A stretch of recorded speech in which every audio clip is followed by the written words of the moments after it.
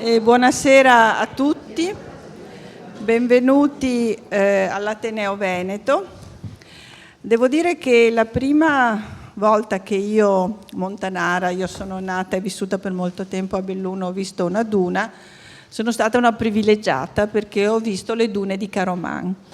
Venivamo in epoca, non so quanto tempo fa, 50 anni, 60 anni fa, in questo posto paradisiaco dove c'era solo una colonia delle suore, dei piccoli bungalow dove venivamo con le nostre famiglie, meglio solo con le mamme perché c'era il divieto agli uomini oltre i 14 anni di entrare nell'isola. Quindi un posto assolutamente, sembrano racconti del 1800. Ecco, Caroman è un luogo che, seppur ormai spopolato, è rimasto quello, ci sono tornata, quello di 50 anni e 60 anni fa. Non è così per altri luoghi intorno alla nostra Venezia. Abbiamo territori meravigliosi che abbiamo saputo conservare e altri che non abbiamo saputo conservare, vivendo sempre in questa dicotomia tra il conservare tutto e non fare altro, oppure il costruire, rovinare e distruggere, come se non ci fosse una via di mezzo che consentisse di conservare dei luoghi naturali e di abitarci, di conservare dei luoghi naturali e di farci anche del turismo, cioè consentire anche alla gente di sopravvivere e utilizzarli. Per trovare questa terza via bisogna conoscere molto bene i luoghi, conoscerli dal punto di vista geografico, scientifico, storico, culturale, tradizionale. Ed è per questo che incontri come quello di oggi sono molto importanti, perché la scelta di chi ha organizzato, e io ringrazio Bianca Nardon dell'Associazione Shylock, Centro Universitario Teatrale di Venezia, per la scelta che ha fatto di leggere questo territorio di acqua e di sabbia, come è dal titolo, secondo vari angoli di visuale. Avremo qui degli specialisti, avremo degli scienziati, avremo degli artisti, avremo degli scrittori e ognuno ha qualcosa da dire su questi territori, perché questi territori sono tutto questo. Quindi io ringrazio davvero, tra l'altro questo incontro si pone anche nel programma che io ho inteso sviluppare nel mio quadriennio di attenzione all'ambiente, alla sostenibilità in genere, insomma anche a tutto quell'aspetto scientifico che forse anche all'Ateneo non è stato tanto sviluppato, e mi piace molto, devo dire, quello che ha scritto, penso proprio Bianca, e con questo vorrei concludere il mio saluto. La cittadinanza consapevole e la competenza possono aiutarci a prevedere se e come si potrà continuare ad abitare questi spazi. Ecco, grazie agli incontri come oggi forse potremo capirlo meglio. Grazie.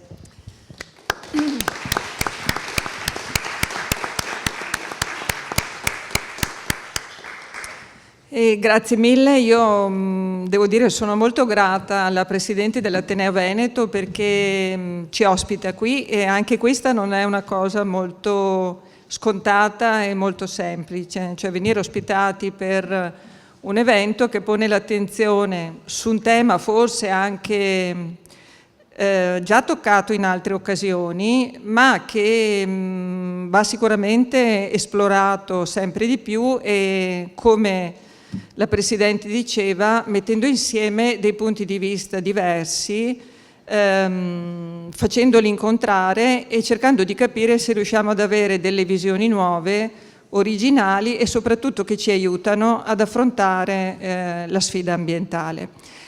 Per chi non ci conosce, noi come associazione, perché a qualcuno può venire anche la domanda, ma perché un'associazione di teatro si occupa anche di ambiente? Devo dire che lo facciamo da molti anni, è nato un po' dalle nostre sensibilità individuali ed è nato anche perché quando siamo partiti nel 2011 con un concorso nazionale di comunicazione e creatività sui cambiamenti climatici, c'era un grande vuoto. Noi sentivamo molto già questa urgenza, questa emergenza, e vedevamo però che anche molti settori creativi, come il teatro, come la letteratura, come il cinema e le altre arti, stranamente non si stavano occupando adeguatamente di questo tema.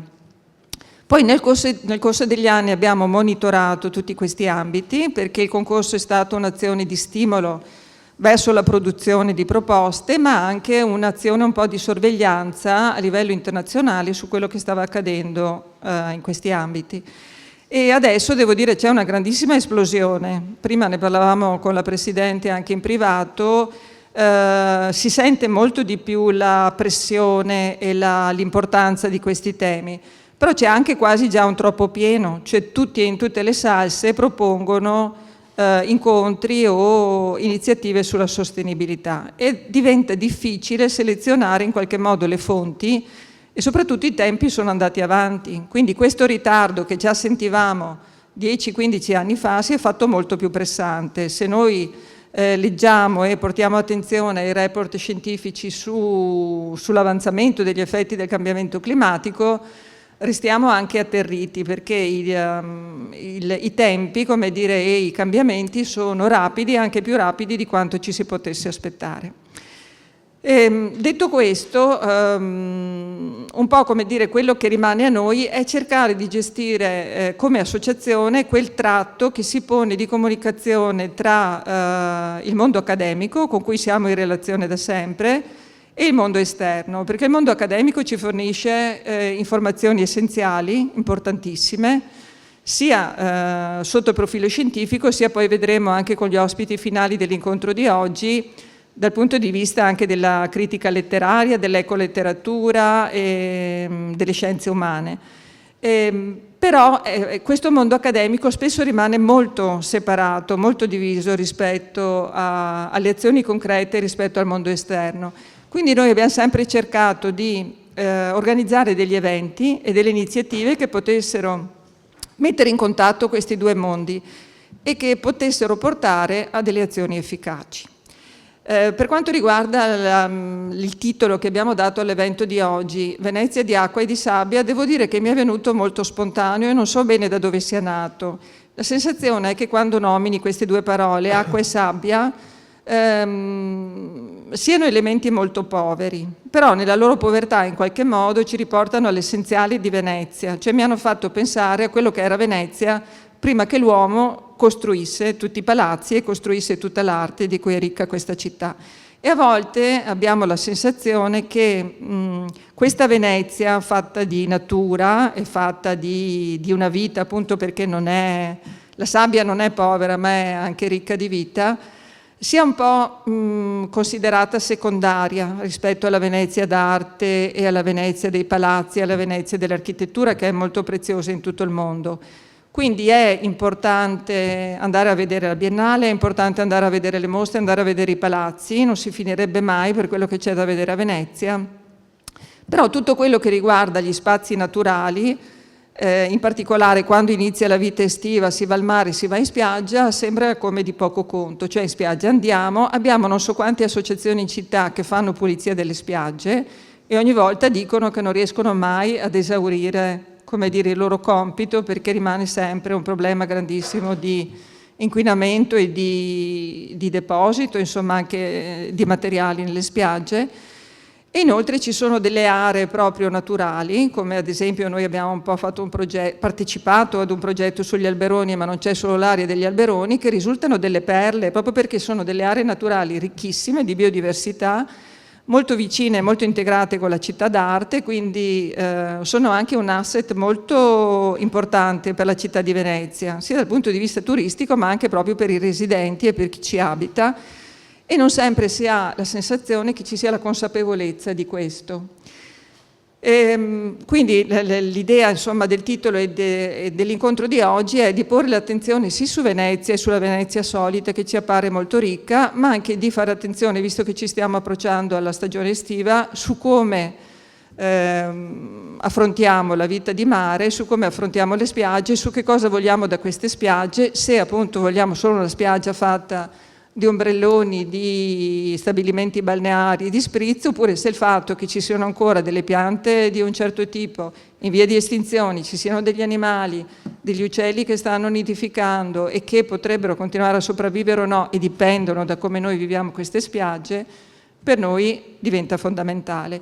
Quindi l'incontro avrà più componenti, una parte molto informativa che sarà curata da 2 ricercatrici, Giulia Silan di Scienze Ambientali e Silvia Toresan del Centro Euro-Mediterraneo Cambiamenti Climatici, che quindi ci forniranno uno sguardo sia sul sistema di dune dell'Alto Adriatico di cui le spiagge veneziane fanno parte, sia sul futuro a breve e a medio termine che ci aspetta, perché gli effetti del cambiamento climatico ci parlano di innalzamento del livello del mare e non solo.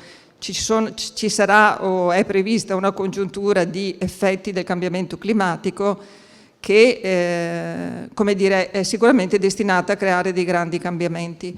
Oltre alla parte divulgativa abbiamo la parte di rappresentanti delle associazioni che si occupano della tutela di alcune di queste zone, quindi entrano più nello specifico, e poi questo sguardo un po' più creativo che secondo me è fondamentale per riuscire a interpretare i problemi che dobbiamo affrontare e che sarà la parte curata più da Giovanni Montanaro, che ha scritto questo bellissimo libro Il libraio di Venezia, e non solo, come dire, che ha sicuramente la sensibilità per darci uno sguardo originale, e dalle altre figure che abbiamo coinvolto, cioè Serenella Iovino e Stefano Beggiora, che sono qui perché sono anche condirettori di una nuova rivista di Ca' Foscari lanciata da poco che si chiama Lagoonscapes, e ci racconteranno poi questo progetto, perché io non lo so spiegare bene, ma sicuramente è una nuova, come dire, un nuovo contributo per guardare la laguna e a Venezia con uno sguardo più completo. Lascio la parola a Marco Borghi, che è presidente della municipalità del centro storico di Venezia, di Murano e Burano, e che ha in qualche modo aderito a questo incontro perché, da quello che ho capito, ci tiene molto. Adesso lascio a lui la parola. Intanto io voglio ringraziare ovviamente i padroni di casa e la Presidente e l'Ateneo Veneto, che si conferma in quel ruolo che molti di noi conoscono, di luogo prezioso di questa città nel momento in cui ci sono dei temi importanti da discutere. Non una vetrina, ma una cucina, che fa bene, lo sappiamo, e quindi però mi pare normale. Ovviamente ringrazio Bianca e Shylock, con il quale mi lega un rapporto pluridecennale, e ha fatto bene anche a ricordare queste contaminazioni importanti su temi che, come è stato detto, dovrebbero essere messi al centro con una prospettiva di terza via. La terza via è mollare qualcuno che deve mollare qualcosa. La prima via è la seconda. E questa è una città dove invece c'è difficoltà che qualcuno faccia sempre un passo indietro. E questo è uno dei temi nodali di oggi e auspichiamo del futuro. Ovviamente sono qua per portare un saluto al mio personale della municipalità di Venezia, Murano e Burano, perché inevitabilmente Venezia di acqua e di sabbia è parte integrante del nostro lavoro quotidiano, della nostra identità, del nostro essere veneziani, perché di sabbia ce n'è anche dentro la laguna, non è solo verso il mare, e di acqua ovviamente ci nutriamo ogni giorno.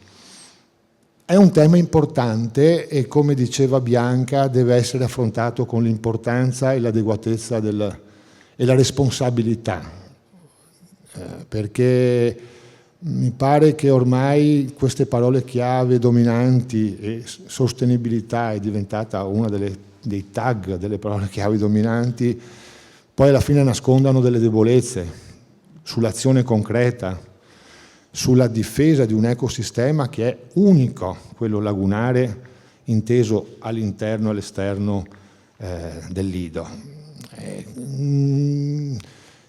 Se c'è un futuro o ci sarà un futuro, noi dobbiamo iniziare anche a ripensarlo da questi temi. che non sono solo prettamente ambientali o ambientalisti, sono temi civici, perché difendere una duna, secondo me, è la difesa di una cittadinanza e di un cittadino che ha il diritto di godere di un bene che la natura ci ha dato e che i nostri antenati hanno conservato. E non dimentichiamoci che questa è una laguna che è stata costruita e conservata da persone che volevano bene alla città. Certo, interessava anche mantenere un ecosistema, perché sennò il rischio economico-commerciale poteva diventare importante, ma c'era qualcos'altro. Allora questi incontri servono anche per restituirci singolarmente e collettivamente una responsabilità di avere un futuro. E questo per me, come presidente di municipalità, ma molto di più come cittadino, è una stella polare. Il futuro lo decidiamo insieme, lo si decide confrontandoci, lo si decide ovviamente valutando in maniera responsabile i pro e i contro di ogni azione, ma ci deve essere una discussione. Questa città ha bisogno di terze vie e oggi credo che sarà un'occasione importante per restituire al dibattito cittadino un'idea di futuro che oggi purtroppo in questa città stenta a affermarsi. Grazie.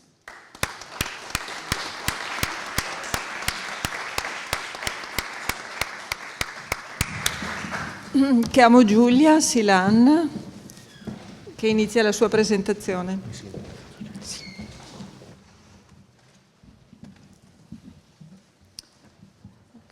Buonasera a tutti e innanzitutto volevo ringraziare gli organizzatori di questo evento, quindi l'Ateneo Veneto che ci ospita, l'associazione Shylock e in particolare Bianca che mi ha invitato qui oggi a parlare. E allora,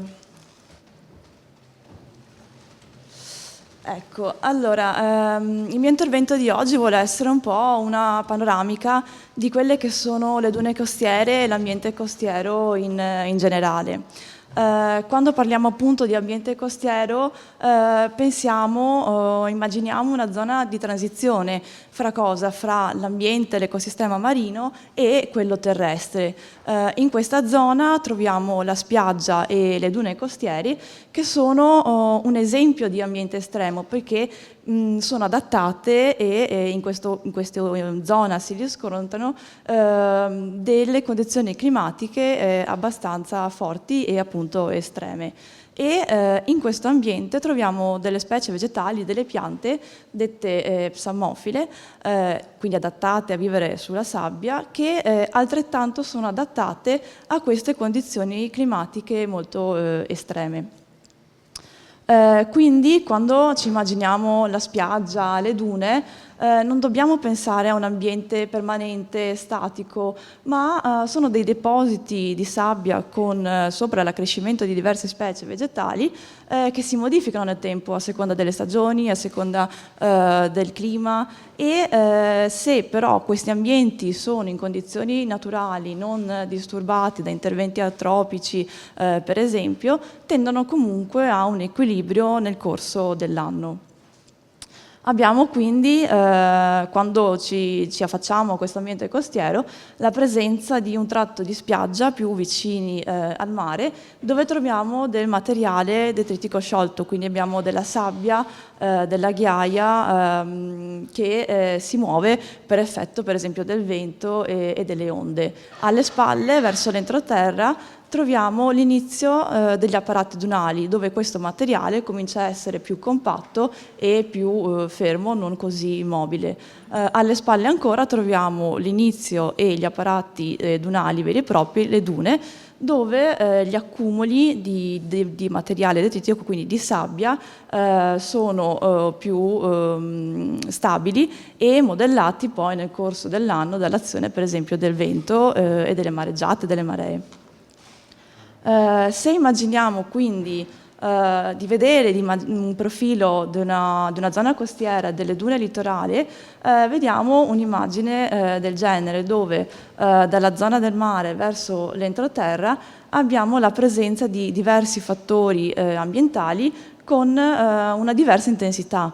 Quindi per esempio la compattazione del suolo va ad aumentare dal mare verso l'entroterra, al contrario invece per esempio l'intensità dell'aerosol marino o il cuneo salmastro, quindi l'acqua salmastra sottoterra della falda, vanno a diminuire dal mare verso l'entroterra. Come si formano le dune quindi?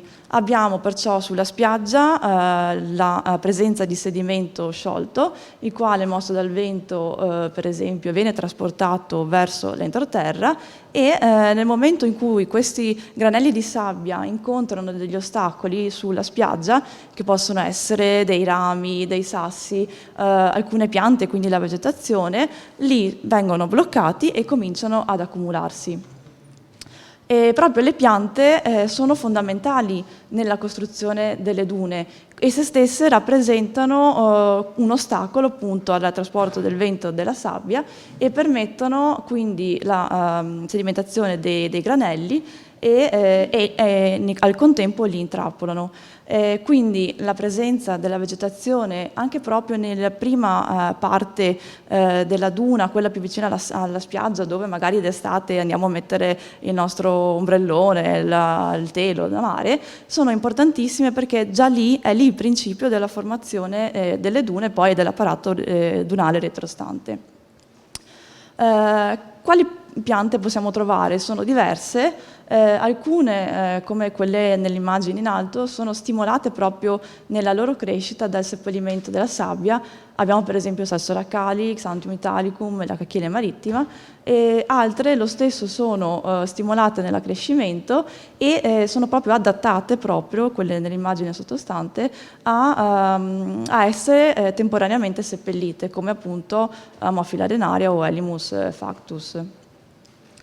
Ammophila arenaria, questa specie vegetale, è un po' la pianta edificatrice delle dune, la principale diciamo. Questa si riscontra nella prima cordone dunale vicino alla spiaggia e i getti di questa pianta che vediamo sopra il suolo, quindi fusti e foglie, anche se sono continuamente sommersi dalla sabbia, vengono stimolati a crescere ancora di più.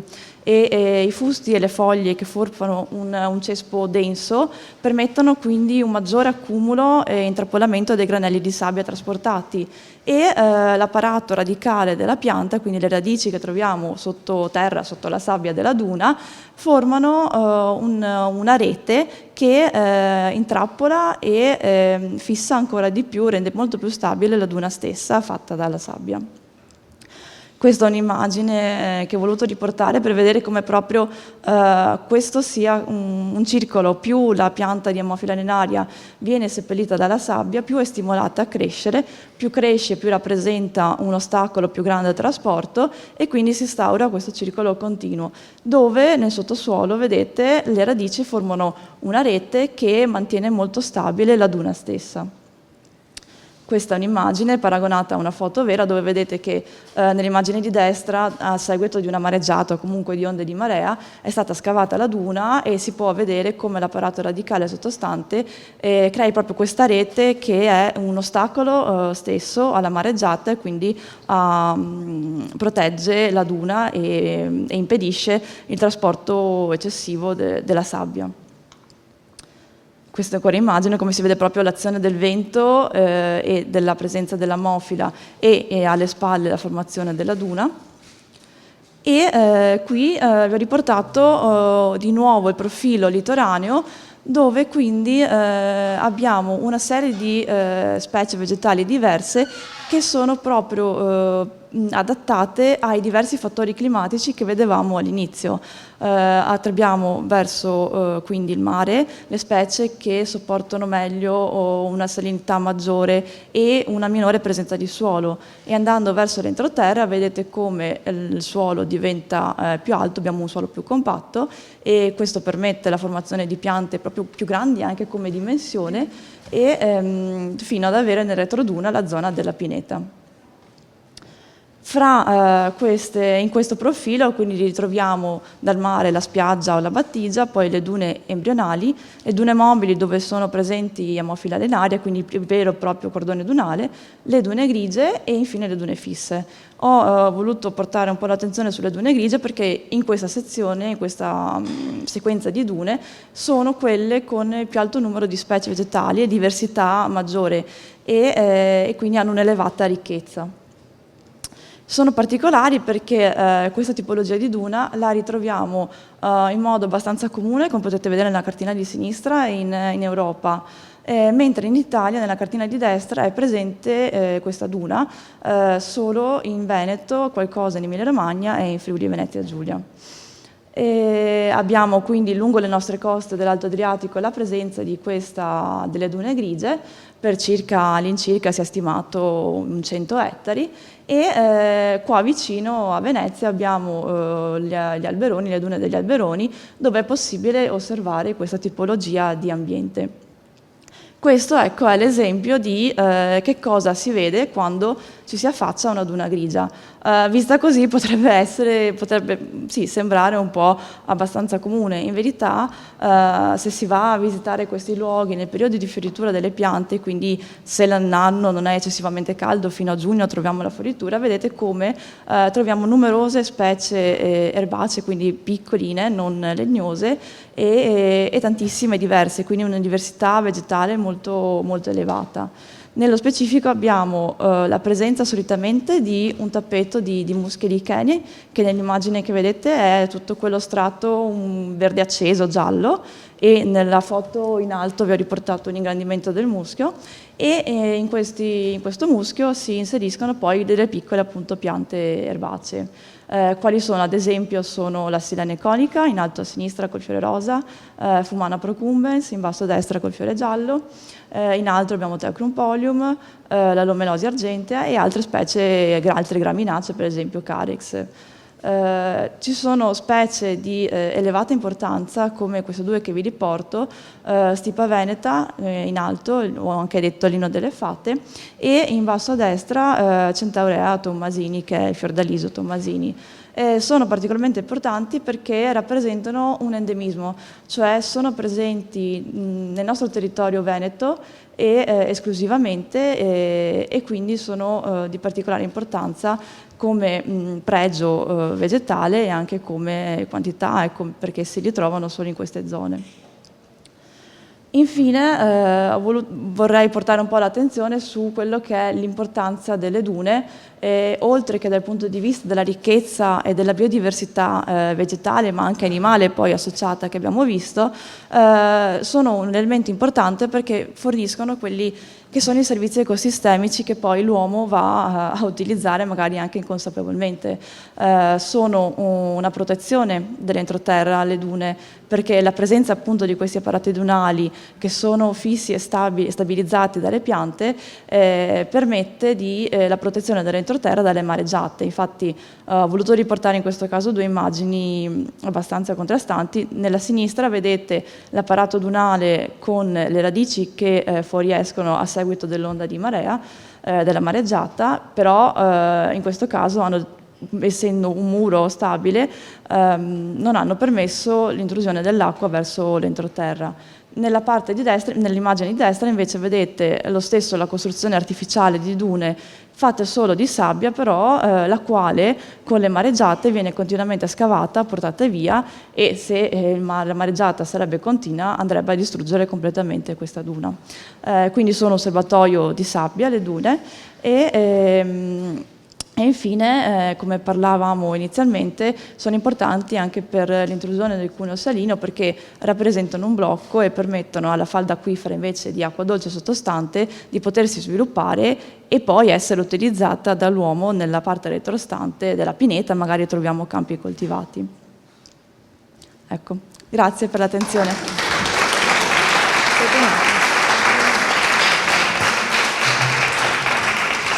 Volevo solo chiederti una cosa, Giulia. Quando c'è stata l'acqua grande del 2019, no? L'abitato degli alberoni che è appena dentro è stato protetto dalle dune? Sì, assolutamente, è stato protetto. Infatti a seguito di quell'evento siamo andati a vedere le dune, come avevano reagito a questa mareggiata, e diciamo che avevano fatto il loro compito. Erano state in parte erose perché è stato un evento veramente eccezionale, però a un certo punto l'acqua ha trovato un blocco proprio della presenza continua di un cordone dunale continuo e quindi delle radici che fissavano la sabbia, ha permesso la protezione poi di tutta la parte retrostante. Senti, l'ultima cosa, mi pare che tu stia facendo anche un lavoro di rifacimento della cartografia, Sì. di tracciamento Sì, della zona? Stiamo nella zona facendo dei rilievi della vegetazione per appunto poi aggiornare la cartografia esistente di tutto l'apparato dunale presente agli alberoni. Ok, grazie mille. Grazie. Grazie.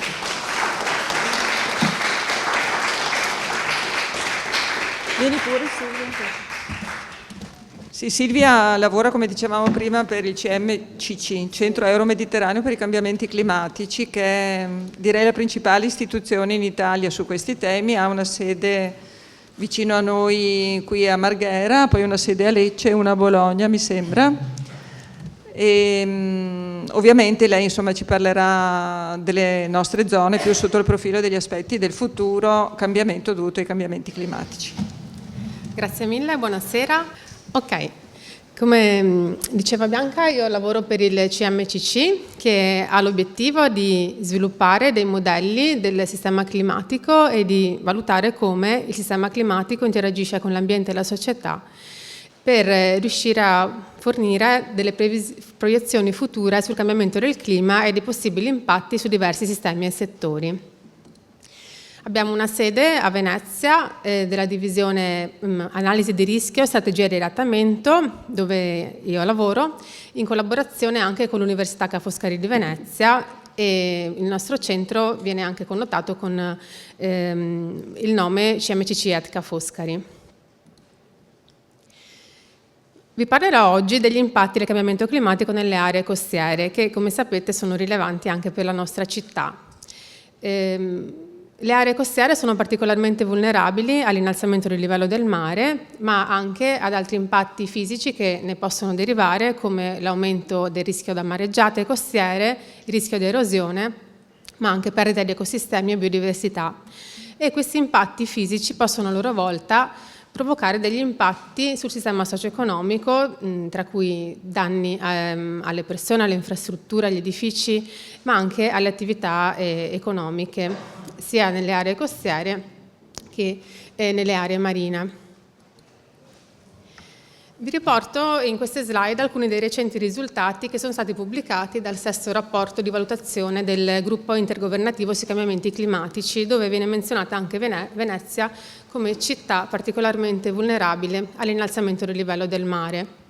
Sapete infatti che siamo a rischio di un aumento dei fenomeni di acqua alta nel futuro, anche a causa dell'innalzamento del livello del mare e dei problemi locali di subsidenza, e in questo grafico potete vedere che la frequenza delle inondazioni è già aumentata parecchio negli ultimi decenni rispetto alla prima metà del secolo, dove si verificava da 1 a poche volte per decennio questo fenomeno. Adesso arriviamo a superare anche le 40 volte per decennio.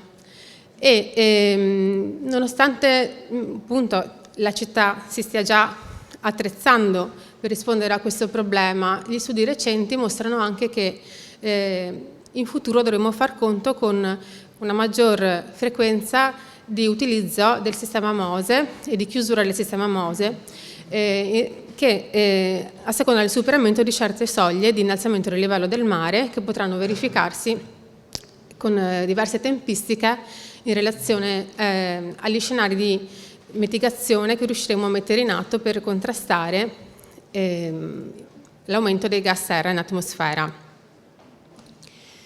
Tuttavia Venezia e la città di Venezia non sono vulnerabili solo all'innalzamento del livello del mare, ma ci sono anche degli altri cambiamenti che potranno avvenire nel futuro, come l'aumento di altri eventi estremi, come le ondate di calore, ma anche gli eventi di precipitazione intensa, le siccità, i forti venti e questi eventi non avvengono uno alla volta, ma sono interconnessi. Quindi è molto importante riuscire a adottare un punto di vista sistemico rispetto ai possibili rischi che potremo avere nel futuro legati al cambiamento climatico e intraprendere la definizione di misure che permettano di aumentare la resilienza, cioè la capacità di affrontare e di adattarsi ai rischi legati al cambiamento climatico.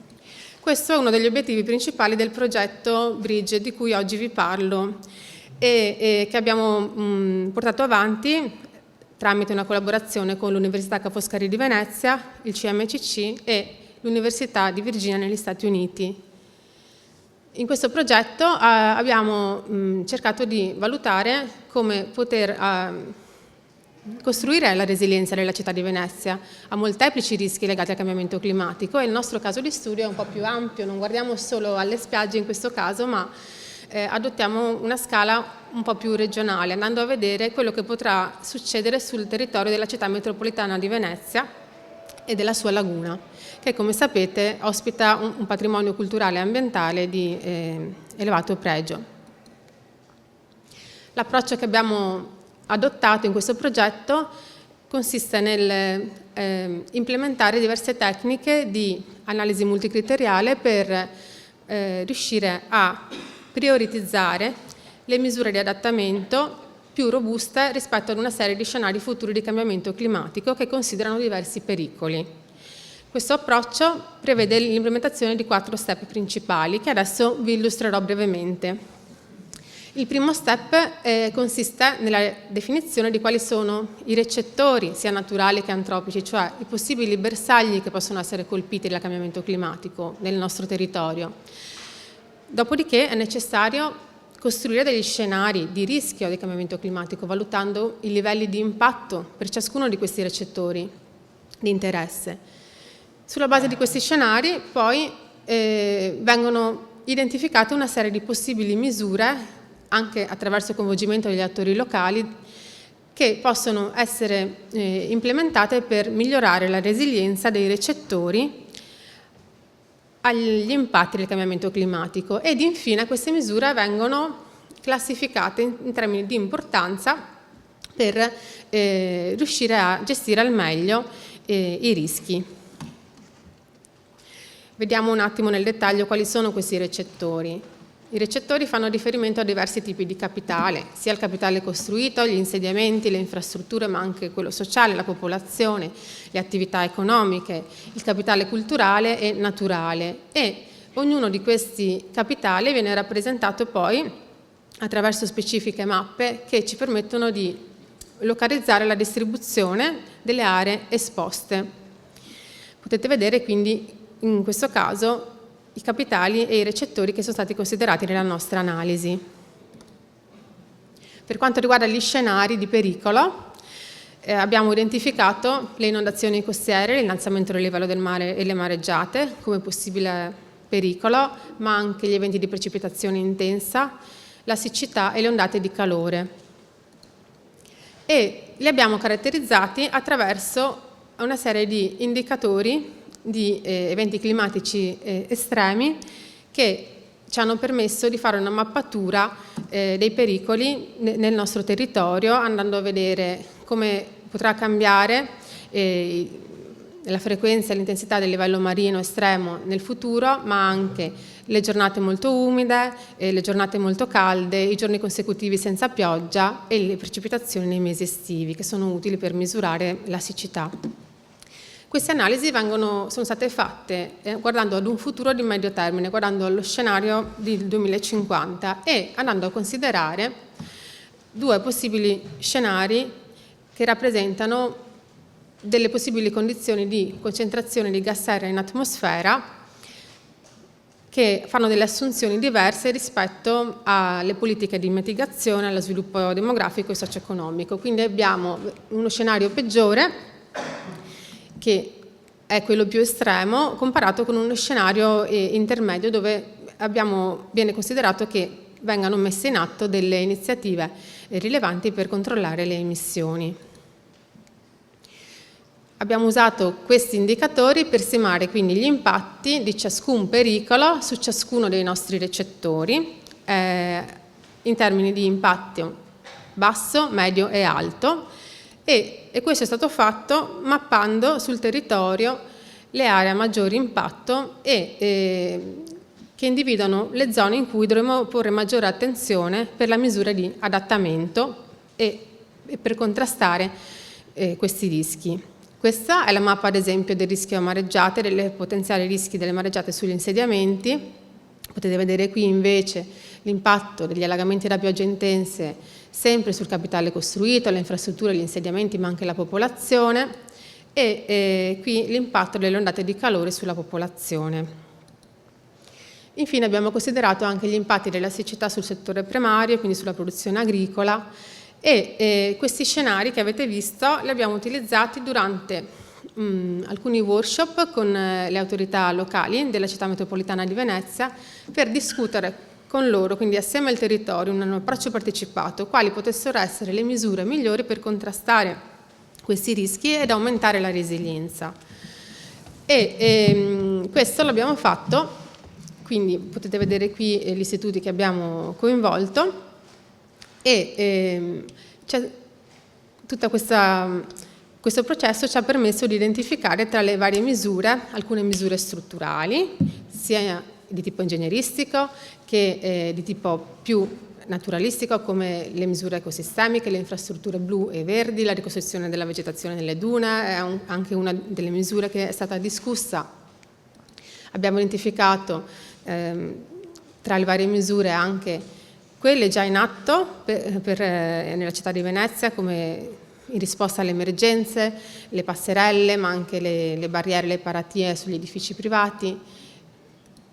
E dopo abbiamo discusso anche l'importanza e la rilevanza delle misure informative, che sono quindi degli interventi non più strutturali, ma comunque molto importanti per definire delle politiche che permettono di ridurre la vulnerabilità e l'esposizione dei recettori agli rischi climatici. Vedete che questo tipo di misure comprendono ad esempio delle misure che permettono di illustrare quali sono le aree a maggior rischio e vulnerabilità e anche i sistemi di allarme.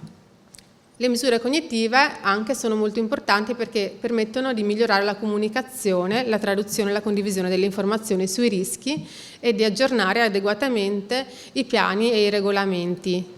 E anche le misure sociali sono ritenute molto importanti, come le iniziative di citizen science, il coinvolgimento degli studenti, e che possono migliorare la consapevolezza della comunità ai rischi climatici, e anche questo viene considerato un aspetto molto importante per costruire la resilienza.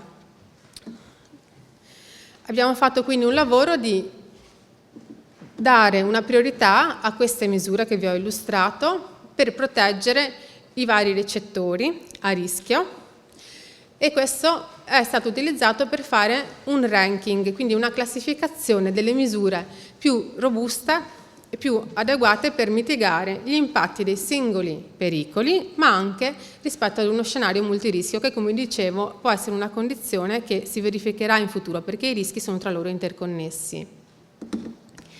Quindi questa analisi, che è il risultato finale del nostro studio, ci ha permesso di individuare quali sono le misure più adatte per certi tipi di pericolo, e i risultati ci mostrano che ci sono le misure fisiche che vengono classificate tra le più importanti per mitigare i singoli pericoli, ma quando andiamo a considerare uno scenario multirischio che ha una maggiore incertezza, ma che comunque è necessario tenere in considerazione, viene fuori che le misure più importanti sono quelle cognitive e informative, come l'educazione ambientale, le quali possono permettere comunque di aumentare la resilienza rispetto a diversi tipi di scenario. Concludendo, i messaggi principali che vorrei dire è quindi che la città di Venezia è esposta a più rischi. Gli impatti sono già evidenti, ma la gravità di questi rischi potrà aumentare con il livello di riscaldamento globale.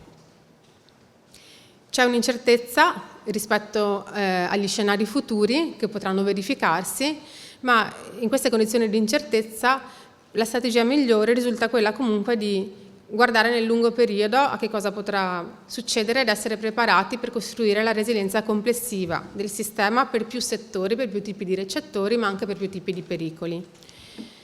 Sono già disponibili, come abbiamo discusso, diverse misure di adattamento ed è necessario e molto importante che ci sia una comunicazione tra il mondo della scienza e i cittadini e il mondo della politica e i decisori per riuscire a mettere a sistema queste misure di adattamento, pensando con una strategia di lungo periodo. E diciamo, dalla nostra analisi emerge che comunque le misure di gestione, oltre a quelle fisiche, è necessario anche muoverci verso un aumento delle misure cognitive e sociali che sono flessibili rispetto a diversi tipi di pericoli e possono aumentare veramente la consapevolezza della società e la capacità di rispondere ai rischi legati al cambiamento climatico. Concludendo, ringrazio anche il gruppo di ricerca che ha lavorato nel progetto Bridge, anche se non sono qui presenti, i colleghi e il team. E per qualsiasi approfondimento vi invito a guardare la nostra recente pubblicazione dove abbiamo inserito tutti i dettagli di questo studio. Vi ringrazio per l'attenzione.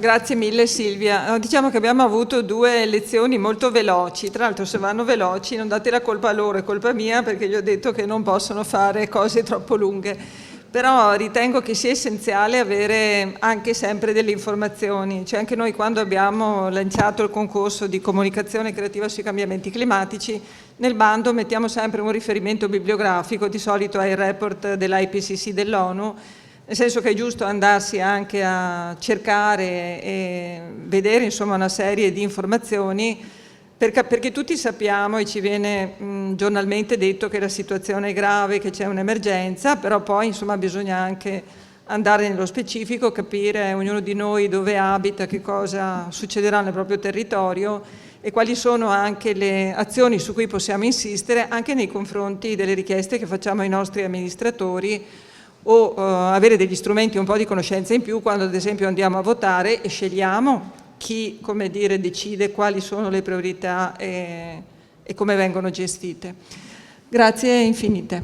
Grazie a voi. Io sono tentata, come dire, di scivolare già sul fronte più creativo e diciamo che mi viene voglia un po' di chiedere a Giovanni Montanaro se ha già degli stimoli, perché ci sarebbe poi il video che abbiamo fatto sugli alberoni con Sara Micheletto, che è fondatrice di Artists for Plants, ma ti chiamerei già perché Giovanni ha scritto questo libro, Il libraio di Venezia, che forse molti di voi hanno letto. E diciamo lui si è soffermato più su questa situazione di acqua alta, l'acqua grande del 2019 che c'è stata in città, però diciamo che sentendo parlare di innalzamento del livello del mare, di aumento della frequenza di questo tipo di fenomeni, mi è già venuto voglia di sentire che cosa ti viene da dire. Così vi godete il video dopo che... Vedo la copertina del video. Io ero convinto che ci sarebbe stato il video, quindi ero più rilassato. Se tu però vuoi ormai è ti andata faccio, così. ma insomma, no, siccome so che gli scrittori così. sanno di getto.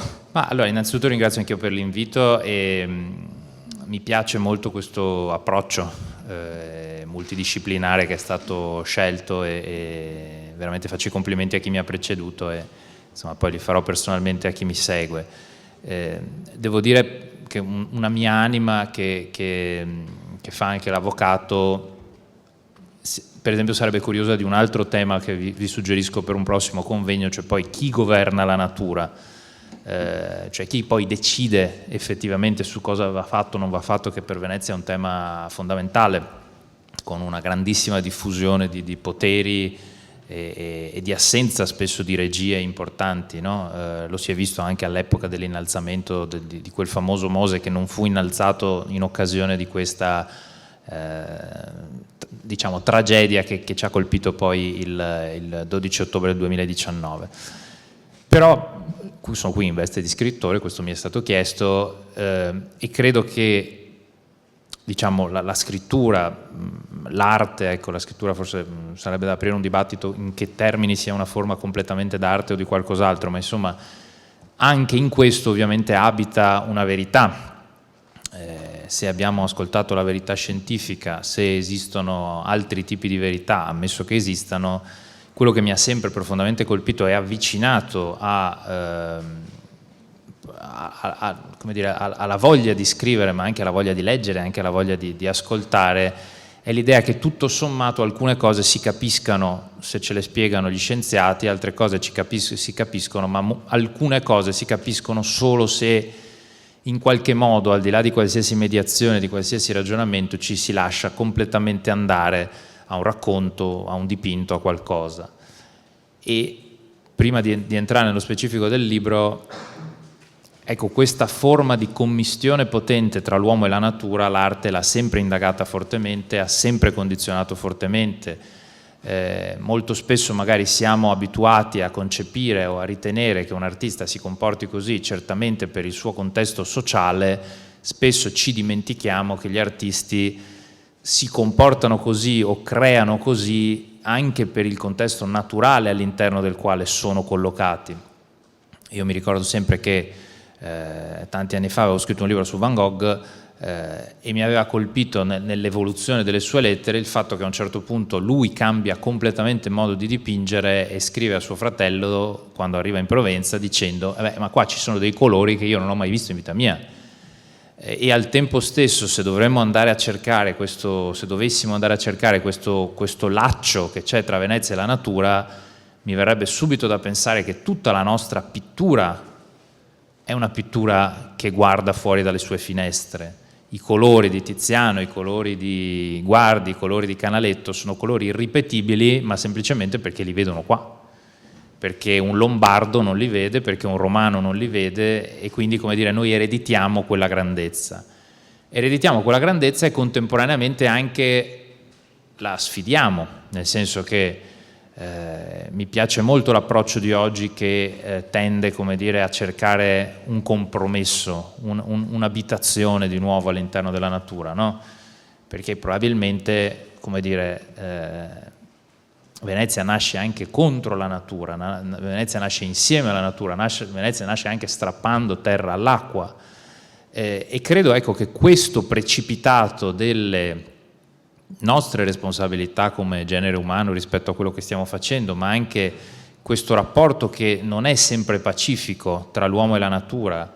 C'è San Francesco, no? C'è una dimensione francescana della natura, una dimensione, come dire, di accoglienza pura, e poi c'è Leopardi, anche nella nostra tradizione, anche letteraria italiana, cioè ci sono comunque due approcci alla natura sorella e la natura matrigna. Ecco, io penso che tutti noi in parte l'abbiamo vissuto in quel 19 di novembre del 2012. Perché l'abbiamo vissuto? Scusate, quel 12 novembre del 2019, ovviamente sto un po', dopo il Covid ogni data sembra molto lontana nel tempo. Perché l'abbiamo vissuto? Perché è come se comunque in quella sera ci sia stato questo senso più potente del solito, che perlomeno io ho percepito, anche di scontro, che poi fosse una vendetta, che poi fosse una ripicca, che poi fosse, come dire, un'aggressione fine a se stessa. Io credo che molti di noi quella sera hanno dei ricordi che si portano dentro, e sono tutti ricordi anche di un conflitto in corso, in cui a un certo punto bisognava difendersi dall'acqua. E credo che questo, come dire, ci dava quella sensazione di rottura totale, di un patto che c'è tra l'uomo e la natura, di convivenza, di convivialità oltre che di convivenza. E se devo andare indietro nel tempo, io che non c'ero nel 66, ma che è l'altro, come dire, epigono, no? Effettivamente i due eventi che noi ricordiamo con più potenza sono due eventi che sono fortemente condizionati dalla rottura del patto. Per quello che mi ricordano, perché nel 66 l'acqua, che è sempre scesa, non scendeva, e nel 2019 perché l'acqua, che doveva crescere in un modo quasi gestibile, all'improvviso si mette a crescere in maniera del tutto folle, aumenta di 40 centimetri in un'ora. Ci sarà sicuramente chi è più preparato di me, ma insomma io ricordo questi dati, scompare immediatamente subito dopo. Che cosa è successo in quel momento? Io ho avuto la percezione, come dire, per la prima volta forse, anche se ho scritto parecchi romanzi ormai, ma per la prima volta ho avuto la percezione, come dire, di dover scrivere una storia, di doverla in qualche modo consegnare a, diciamo, i tanti lettori, ma insomma in generale di dover fermare quel momento lì come un momento veramente cruciale, come un momento veramente radicale della nostra storia veneziana. Devo dire la verità che l'ho fatto però per un doppio motivo. Non solo, diciamo, per l'enorme contenuto appunto violento di quella situazione, ma anche perché il paradosso vuole che, come dire, sempre perché stiamo parlando di natura, continuo a ritenere che tutto sommato tra i giorni più belli che io abbia mai vissuto in questa città ci sono stati anche i giorni immediatamente successivi all'acqua. E quindi per certi versi questo libro, di cui insomma, non è che voglio parlare del libro in sé, ma insomma chiaramente sono qua anche per quello, nasce anche perché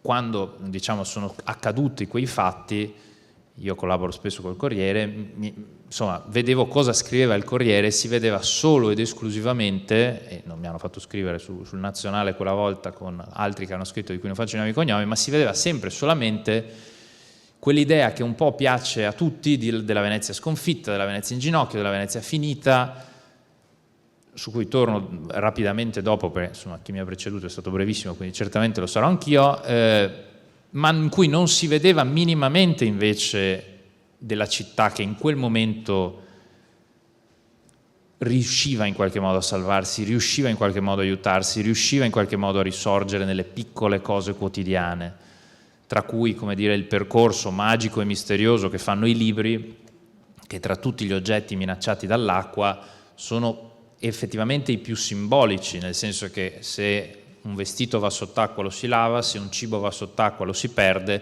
se un libro va sott'acqua si deve decidere cosa fare di quel libro, se lasciarlo andare, se salvarlo.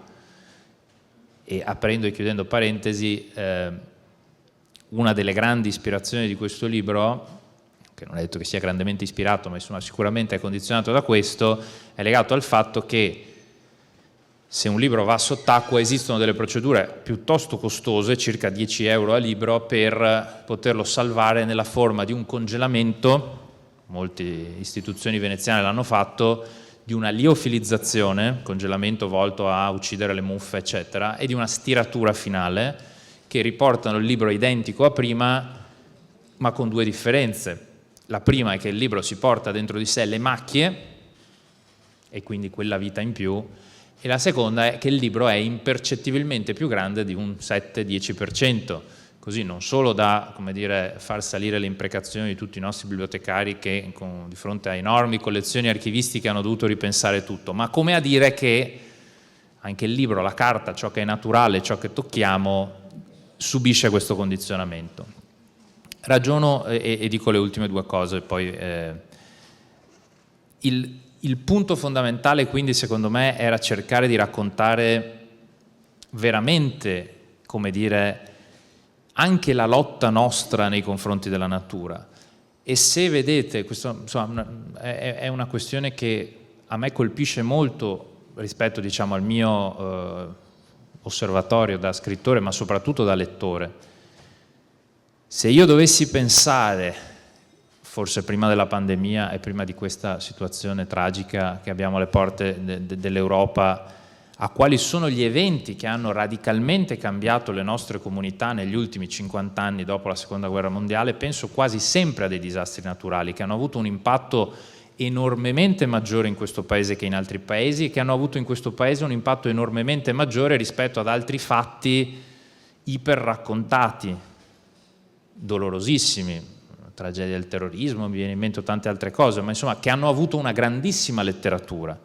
Delle centinaia di terremoti, delle centinaia di alluvioni che abbiamo subito, io faccio fatica a trovare appunto quella capacità che invece secondo me l'arte può avere di totale catarsi, di totale liberazione, che invece secondo me bisognerebbe seguire. È come se ogni tanto anche chi si occupa di arte, anche chi si occupa di letteratura, non andasse fino in fondo al centro del problema. E il centro del problema, come stiamo vedendo in questi anni, è certamente anche il rapporto tra l'uomo e la natura, per cui possiamo essere diventati i più virtuali possibili, possiamo vivere, come dire, con un'altra città in un telefonino dove parliamo, compriamo esattamente come una città, ma alla fine comunque se arriva un virus ci lascia a casa, se arriva l'acqua grande ci lascia a casa, e questo noi francamente è difficile che lo possiamo dimenticare.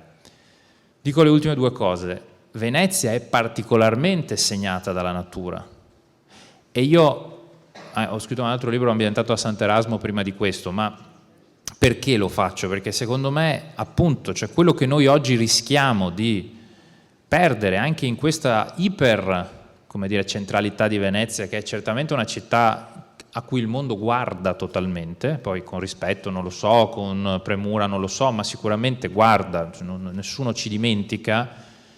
Se noi dimentichiamo che questa è una città fatta di equilibri, che questa è una città fatta di persone, senza dubbio non capiamo cos'è Venezia. Venezia è forse riconosciuta per essere la più grande, complessa, continua opera artificiale, ma al contempo è la più grande, complessa e continua opera naturale. E questa seconda parte spesso ce la dimentichiamo. Concludo dicendo questo, ce la dimentichiamo fino a che estremo?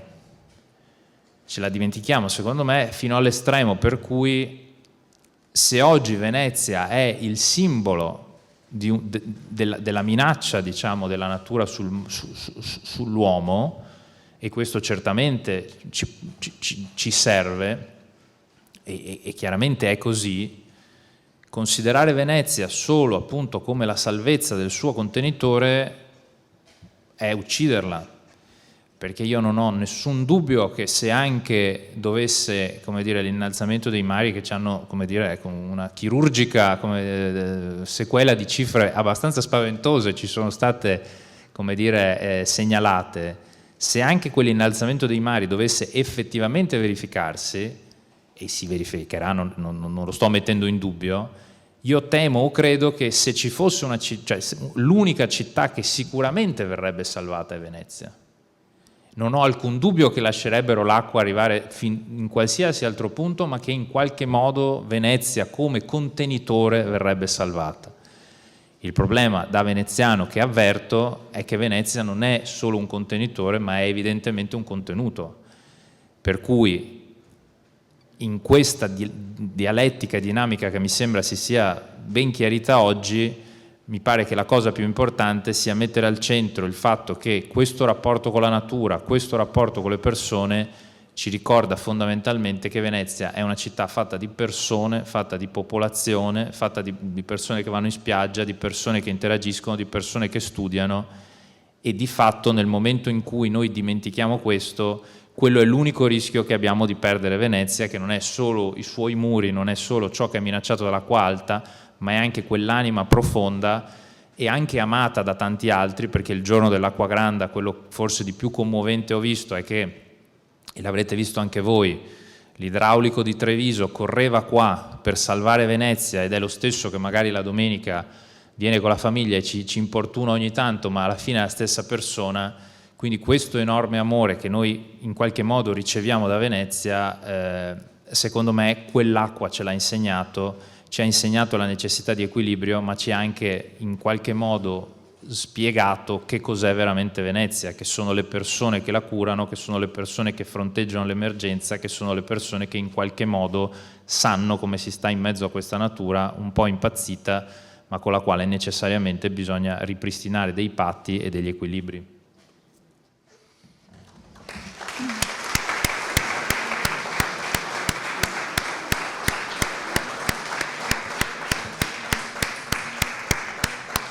Beh, devo dire che gli stimoli sono talmente tanti che mi sarebbero venute almeno 5 domande. Ma...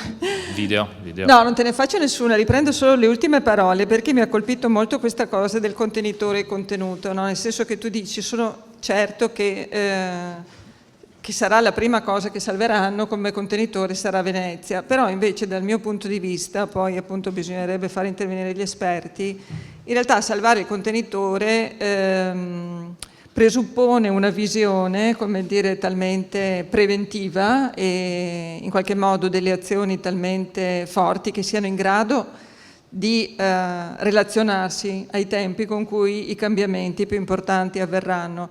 Per cui non ho nessuna certezza, come dire, o non mi sento di dire che il contenitore sicuramente verrà salvato, mentre immagino proprio il contenuto e le persone che rimangono, come dire, svuotate di questo contenitore che fa parte di loro, come un po' sta succedendo nella guerra in Ucraina, no? Che ci sono tutte queste case sventrate, le persone ci sono e migrano altrove, perché un'altra delle grandi conseguenze degli effetti del cambiamento climatico sono le migrazioni, cioè persone, intere popolazioni che non potranno più vivere in alcuni luoghi e che dovranno spostarsi verso altri.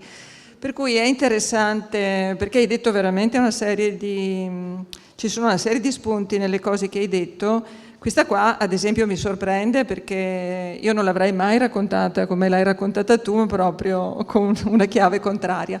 No, per cui invito la Presidente dell'Ateneo a ricoinvolgerlo quando ci saranno incontri su questi temi, perché secondo me lui può essere molto appunto molto di aiuto e di rinforzo, no? Nel senso che ha una capacità, come dire, obiettivamente molto acuta, secondo me, di entrare, di vedere, ma questa diversità di prospettiva che ad esempio ha rispetto a me andrebbe un po' indagata, cioè potremmo discuterci sopra a lungo, solo che oggi insomma non lo possiamo fare.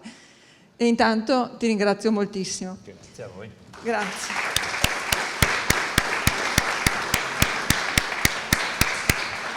Chiamo Sara Micheletto, vieni qua con me. Sara è uno dei violini primi della Fenice, è fondatrice di questo network internazionale che si chiama Artists for Plants, Artisti per le piante.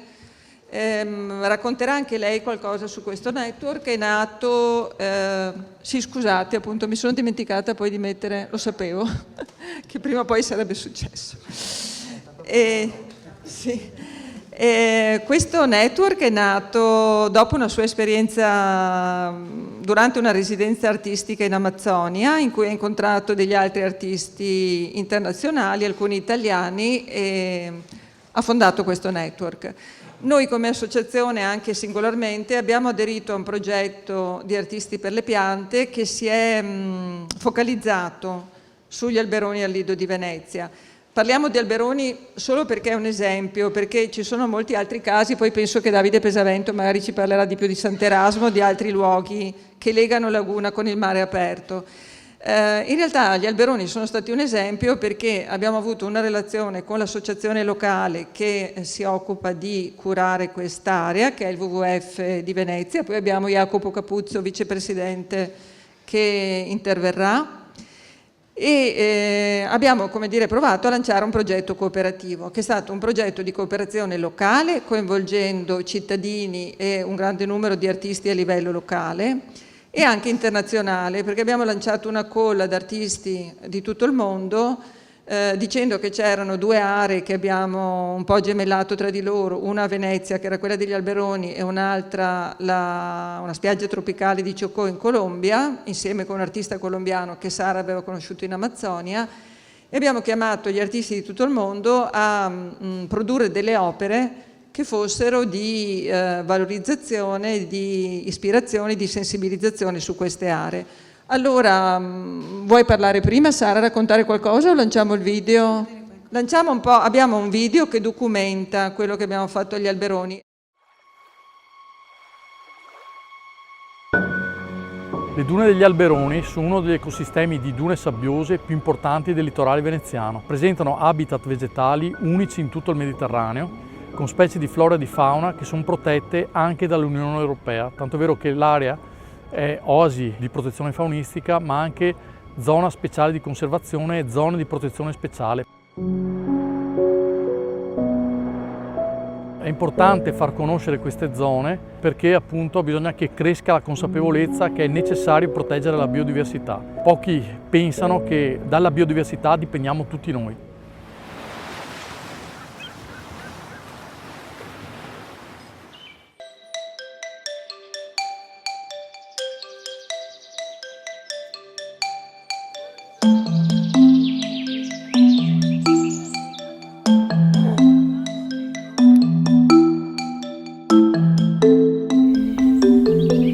2 anni fa, assieme ad altri artisti internazionali, ho avuto una fortuna enorme. Ho potuto vedere l'alba dall'alto di una torre di ricerca sopra la foresta amazzonica. Ho potuto vedere come il cielo cambiava, gli uccellini cominciavano a cantare, tutta l'aria, l'umidità, no? Formava un fiume. E da lì, direi, è nata l'idea di Artists for Plants, da quell'emozione grandissima che abbiamo provato. Nel 2020 abbiamo pensato a un'iniziativa online, diciamo, dovuta ovviamente al Covid e all'impossibilità di fare qualcosa dal vivo con le persone, che è quello che noi privilegiamo. E abbiamo così creato il documentario Concerto per Artists for Plants, al quale hanno partecipato il violinista Salvatore Accardo, il violoncellista Giovanni Sollima e straordinari artisti del mondo della musica classica, e anche il professor Stefano Mancuso, neurobiologo delle piante, che ha scritto dei libri meravigliosi che hanno molto ispirato Artists for Plants. Quest'anno volevamo proporre un'altra chiamata agli artisti che fosse più attivista, diciamo, e abbiamo proposto agli artisti di creare opere per difendere il mondo vegetale, le piante, e in particolare 2 luoghi a noi cari e minacciati. Uno di questi luoghi è Chocó, in Colombia, dove c'è uno degli artisti che ha fondato Artists for Plants, che si chiama Steen Jansen, e l'altro luogo sono proprio gli Alberoni, qua al Lido di Venezia.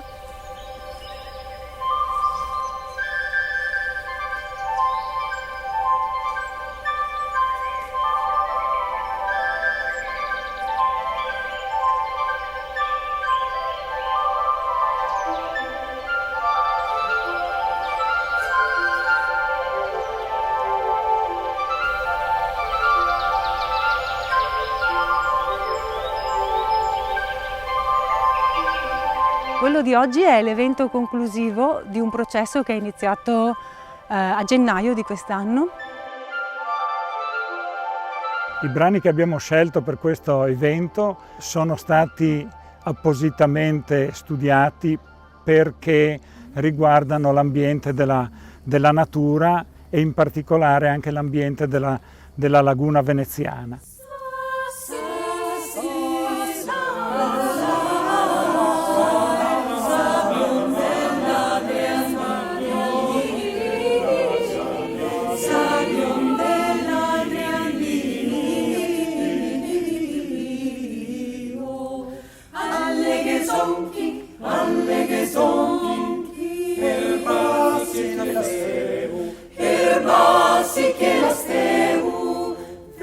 Il brano si intitola Sassi Palae Sabbion, che vuol dire sassi, palizzate, che sono quelle che servono a contenere, diciamo, le isole della laguna contro la corrosione. Sabbion sono le spiagge, le dune, no? Dell'Adrian Lio, del lido adriatico. Vengono citate le alghe, i giunchi, le erbe che stanno nella laguna, i fiumi, poi vengono citati anche i pesci della laguna, sgombri, ceppe, che sono delle specie di orate, i sardoni, e questo è un brano molto interessante sia dal punto di vista linguistico sia dal punto di vista proprio naturalistico, perché si viene a sapere un po' anche la conformazione e cosa lui ritiene importante della laguna. Ecco mormorar l'onde, ecco mormorar, e tremola le fronde, e tremola le fronde,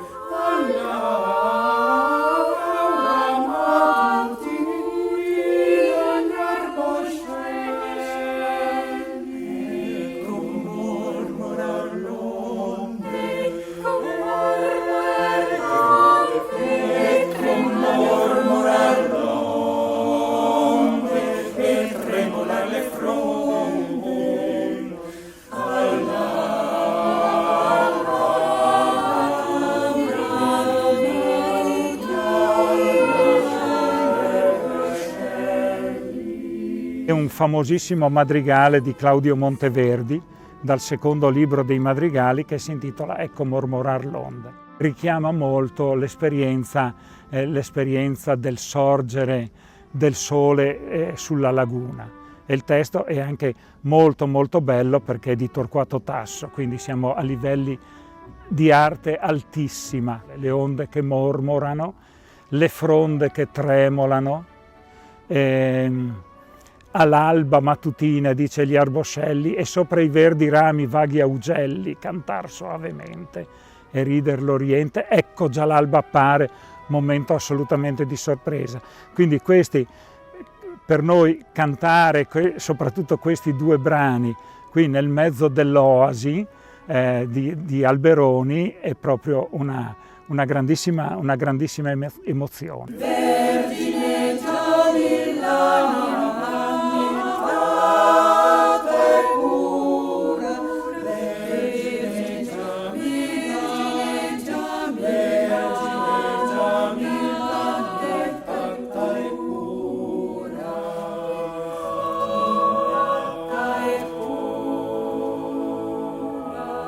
per l'amore che abbiamo, spero tutti, per la natura, per le piante, per i luoghi da preservare che sono meravigliosi, è importante fare qualche cosa. Noi abbiamo questo strumento che è la musica, il nostro lavoro, la nostra passione, e attraverso la musica vogliamo richiamare l'attenzione su queste problematiche, su questi luoghi, su queste meraviglie.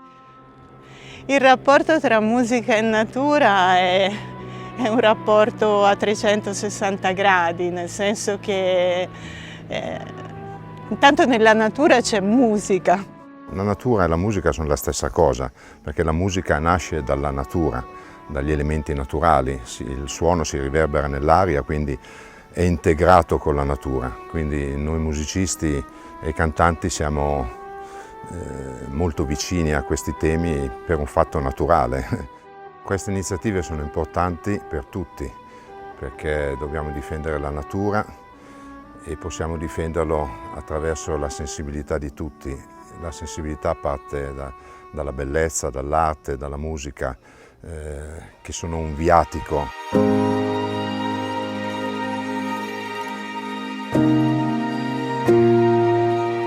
Ho immaginato subito che dovevo pensare ad una cosa che avesse un respiro corale, che ci fosse un senso di collettività, un filo a cui appunto appendersi per raccontarsi e per dire qualcosa sul tema dell'ambiente.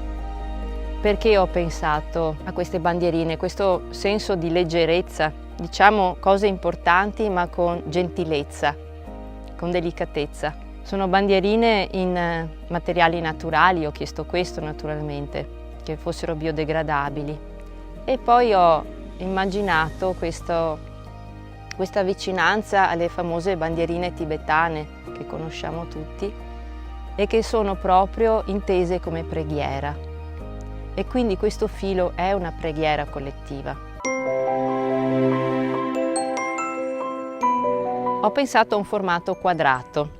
Il quadrato rappresenta per eccellenza la Terra, il pianeta Terra, e anche tutto il creato, nella sua accezione di terra e cielo.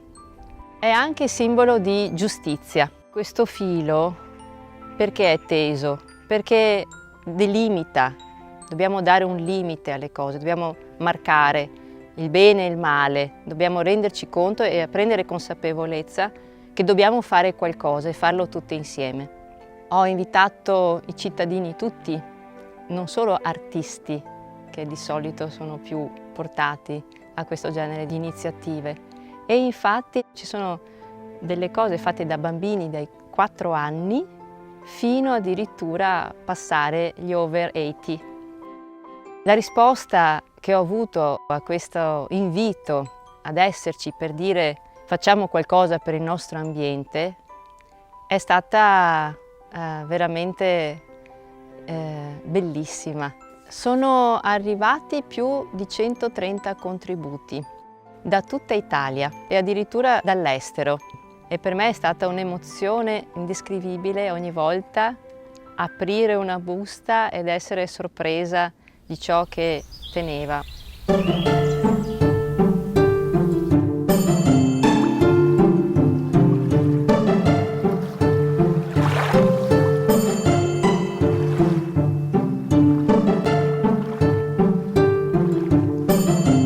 Partecipo all'iniziativa di Artists for Plants con un'opera. Si tratta di una lampada realizzata con tessuto e legno trovato in riva al mare. Ho trovato una forma molto bella che aveva quasi l'idea di un teschio di un animale. L'ho dipinto e ho deciso di utilizzarlo come base. Il paralume invece l'ho decorato tramite dei tessuti laserati con delle forme che richiamano le piante delle dune. Ho citato 2 piante in particolare in modo stilizzato. Le piante sono Eryngium marittimum, che cresce appunto sulle dune, e la Fumana procumbens, che nasce invece sulle dune grigie ed è proprio tipica della duna grigia. Ci tengo a partecipare a questa iniziativa perché ho proprio uno spiccato interesse verso gli habitat naturali, selvatici, e specialmente questi che sono molto rari. Sono specie rarissime, veramente misterioso il loro riuscire a sopravvivere in questi ambienti molto difficili, anche visto che c'è l'aridità, la salsedine. Ho deciso di intitolare la mia opera Epica delle piante tra mare e terra, perché appunto sono quasi le vedo come delle gesta eroiche questo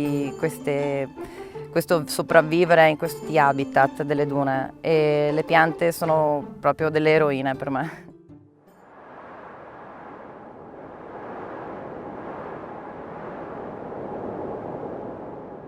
Una pianta modellata a mo' di animale ci ricorda di quanto sono importanti tutti gli animali che vivono insieme a noi su questo pianeta. Così come abbiamo fatto con l'ape sofferente, che ha volutamente un'ala morta, no? Che è come dire: guardate che le api stanno morendo. Perché stanno morendo le api? Perché l'ambiente è inquinato dall'agroindustria, dagli agrotossici. Guardate che l'ambiente sta soffrendo a causa dei cambiamenti climatici e con esso le api, le piante, gli animali. Ecco, una sorta di cartellone non scritto ma fortemente simbolico. Lancio un appello a fermare questa macchina dell'indifferenza, perché se non contribuiamo, ognuno per quel che può, alla salvaguardia dell'ambiente, le cose veramente si metteranno male. Dolce canto che rompe ogni scoglio, come cado scordoggio del mondo tutto. Ciao, eccomi al Lido. Sono sceso dal pullman e guardate cosa ho trovato. Un magnifico reperto di un tavolo, penso da calcetto forse. Questo è illuminante, l'albero verde, prodotto a ridotto impatto ambientale. Ecco, alberoni esterno, il confine. È un posto, sì, un po' paradossale, perché hai la riserva da una parte e dall'altra questo cantiere aperto. Sembra non avere mai un fine e una fine.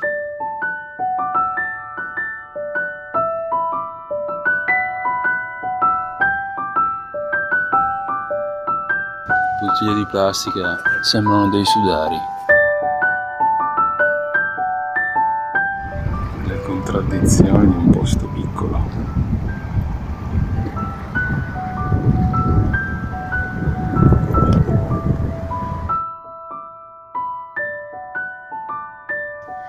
Questo è il raccolto della giornata.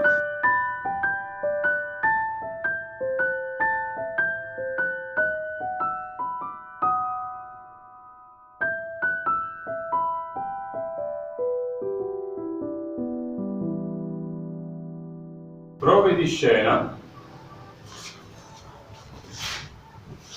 per frammenti fotosintetici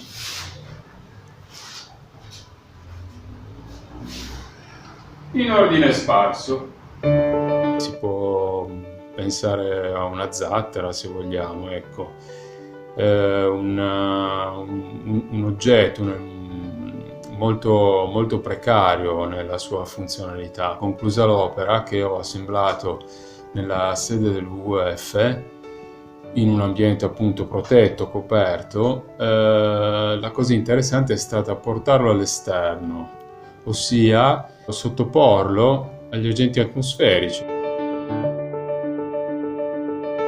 Ma starebbe benissimo, perché, come dire, in qualche modo creerebbe un ponte, un dialogo tra la terra e il mare.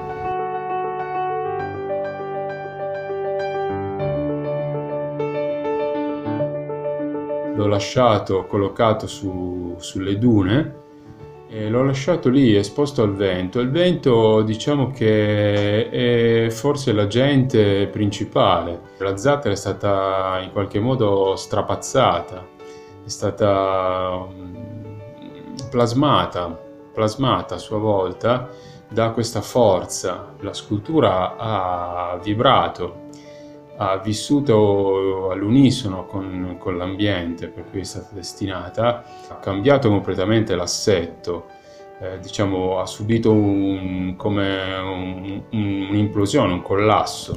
L'ho rimessa al coperto e così l'ho lasciata.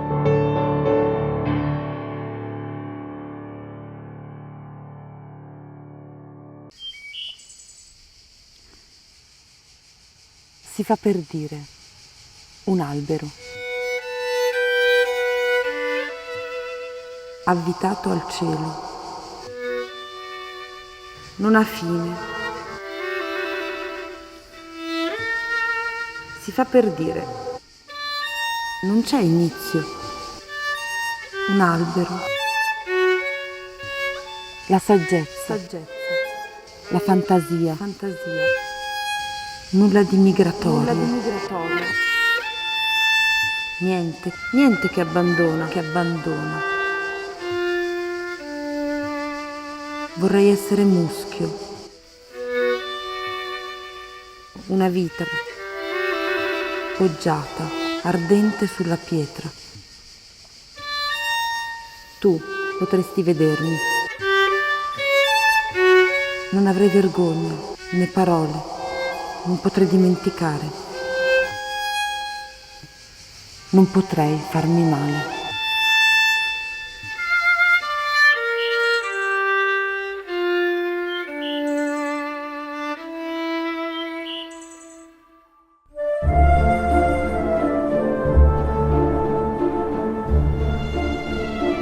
Sicuramente una integrazione tra aspetti artistici e ambienti naturali, la scienza, sono argomenti che dovrebbero essere patrimonio di tutti, per cercare di far crescere una consapevolezza su ciò che è bello e magari ci permette di comportarci meglio quando andiamo a visitare un ambiente naturale o quando viviamo la vita di tutti i giorni e cerchiamo appunto di ridurre il nostro impatto sul pianeta.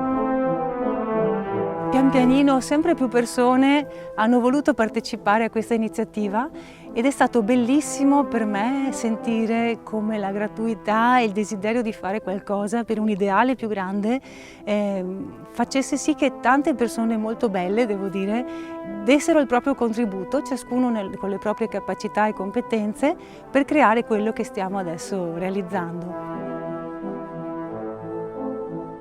Mi sembravano proprio le reti delle piante con le radici, no? Che si connettono tra di loro, pian pianino si scambiano i nutrienti, gli avvertimenti e abbiamo proprio preso ispirazione in questo modo dal regno vegetale e questo ha creato in me una grande speranza proprio per il futuro e per il genere umano. Non so che cosa resterà di tutto quello che stiamo facendo, nel senso che non so l'impatto anche politico che potrà avere, però sono certa che quello che resta è quello che è cambiato dentro di noi, il fatto di esserci uniti insieme con questa modalità è stato fondamentale. Viva sempre in ogni età, con la grazia d'ogni stella, questa pura verginella, gran regina in libertà, e più ognor per ogni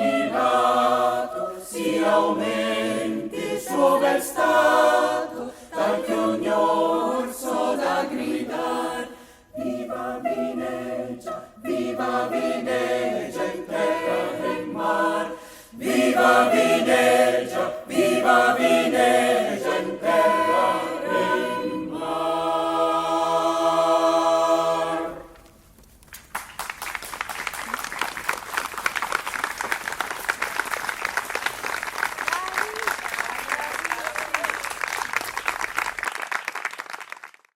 Poi il video è disponibile sul canale YouTube di Artists for Plants, per cui potete vederlo, anche perché c'è un pezzo musicale alla fine che personalmente mi commuove molto.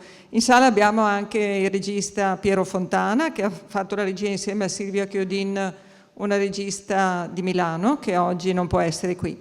In sala, oltre a Monica Martin, c'è anche Teresa Venchierutti, che è l'altra artista che avete visto, che ha realizzato la lampada. Ne ha realizzate molte, ma questa era in particolare dedicata agli alberoni. Tra l'altro, fino a che lo guardavo, mi è venuto in mente che casualmente Teresa, Silvia e Giulia sono tutte e tre, come dire, cittadine di mare, nel senso che vivono tutte al Lido, per cui si trovano ogni giorno a contatto con questa natura del litorale. Lascio la parola per qualche minuto a Sara, che tra l'altro sta per lanciare un nuovo progetto. Sì, sarò brevissima perché avete quelli che mi hanno preceduto delle cose bellissime, molto sostanziose. Dico solo, io sono una violinista della Fenice, ho appena fatto le prove del bolero e della sinfonia fantastica e con questo gruppo, diciamo, la musica, l'arte non può rimanere chiusa nei teatri. In questo momento storico gli artisti si stanno impegnando sempre più per portare la loro visione delle cose, ma non tanto la visione, cercano di sostenere la scienza che ci racconta quello a cui stiamo andando incontro con le emozioni, invece che parlare soltanto all'intelletto cerchiamo di parlare al cuore.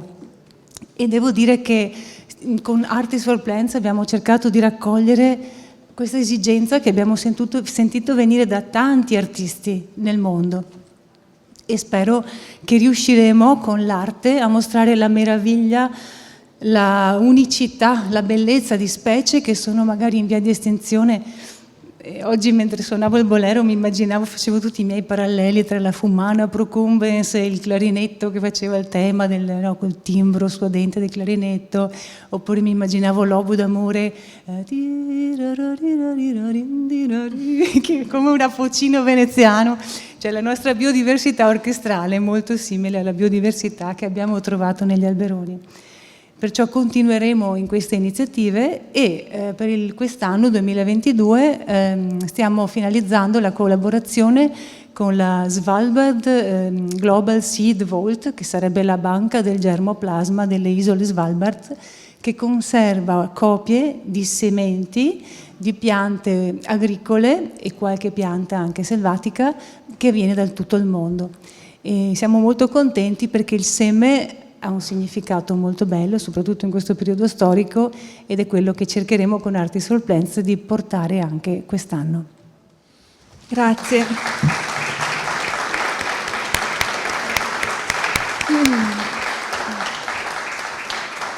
Io chiamerei Jacopo Capuzzo e eventualmente anche Davide Pesavento se volete venire insieme, perché rappresentate due associazioni nazionali con le delegazioni locali e regionali, perché Mare Vivo Veneto è nata da poco ed è rappresentata dall'architetto Davide Pesavento.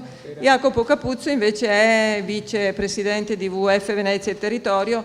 Diciamo che loro ci possono raccontare le aree in pericolo a Venezia, perché lo sono e cosa possiamo fare. Prego Jacopo. Sì. Grazie Bianca e buonasera a tutti. Ne ringrazio l'Ateneo nella figura della sua Presidente per l'ospitalità e per la possibilità di parlare in un posto così altamente qualificato. Niente, io porto la testimonianza di WWF per quanto riguarda l'area della Osi Dune Alberoni.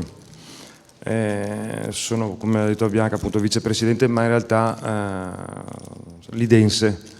È nato e cresciuto al Lido e da sempre frequentatore dei luoghi. Non lo sapevo. Sì, sì. Ed è appunto al tempo, quando eravamo ragazzi, quella parte di zona del Lido che comunque era abbastanza diverso rispetto a quello che è adesso dal punto di vista dell'urbanizzazione, del clima, di tante cose. Anche quella zona lì in realtà non era considerata, non era tenuta nella considerazione in cui è tenuta oggi. Si organizzavano gare in motocross, io non partecipavo ovviamente, andavo in giro in bicicletta a quel tempo, veniva utilizzata, si pensava alla pineta e basta in se stessa, quando in realtà tutto intorno, la vegetazione e l'area di pregio naturale non veniva ancora percepita, se non, e qua va ricordato, va dato merito durante l'associazione storica lidense, che è Estuario Nostro, di cui faceva parte anche la mia ex professoressa del liceo di italiano e latino, che già allora diciamo, capiva la valenza dell'area e si è impegnata molto per preservarla. Poi appunto anche il WWF da tanti anni, da decenni si occupa di quella zona, e in particolare dal 2002 con una convenzione tra comune, provincia, allora la provincia, e WWF Italia. Visto il mio intervento, diciamo così, caratterizzato anche dal discorso della biodiversità e dalle direttive, farò un breve, visto il tempo che abbiamo a disposizione, un breve accenno appunto al regime giuridico che caratterizza la zona, che tutela la zona. Come dicevo, in passato, negli anni 70, anche 80, non c'erano gran vincoli, poi sono arrivate le direttive comunitarie, direttiva Habitat e direttiva Uccelli nel 92, che tutelano sotto diversi aspetti la zona, creano di fatto anche una rete Natura 2000, che è quella di luoghi particolari diffusa in tutta Italia, in tutta Europa, e di fatto iniziano diciamo così, la gestione e conservazione dell'area sotto l'aspetto della vegetazione, della flora e della fauna.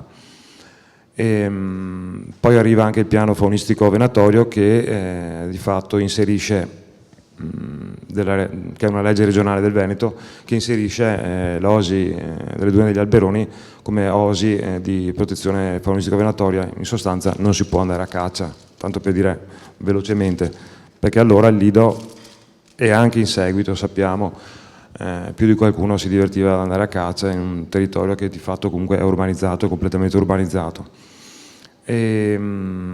Ecco, la possibilità, il fatto che intervenga la normativa comunitaria fa sì che l'OASI, assieme, diciamo, in maniera composita, diventi SIC e ZPS, SIC, sito di importanza comunitaria, e zona di protezione speciale. Il SIC in realtà è frammentato, diciamo così, a un'unica classificazione che riguarda anche l'oasi della zona di San Nicolò e Caromà, nell'isola di Pellestrina, vicino all'isola di Pellestrina. Biotopi litoranei, mi interessa parlare appunto degli alberoni, perché poi dal 2002 viene affidata la gestione finalizzata alla conservazione della biodiversità. Tutto ciò succede non in maniera, diciamo così, facile, veloce, comprensibile, ma con una forte pressione sul Comune di Venezia. Stiamo parlando del 2000.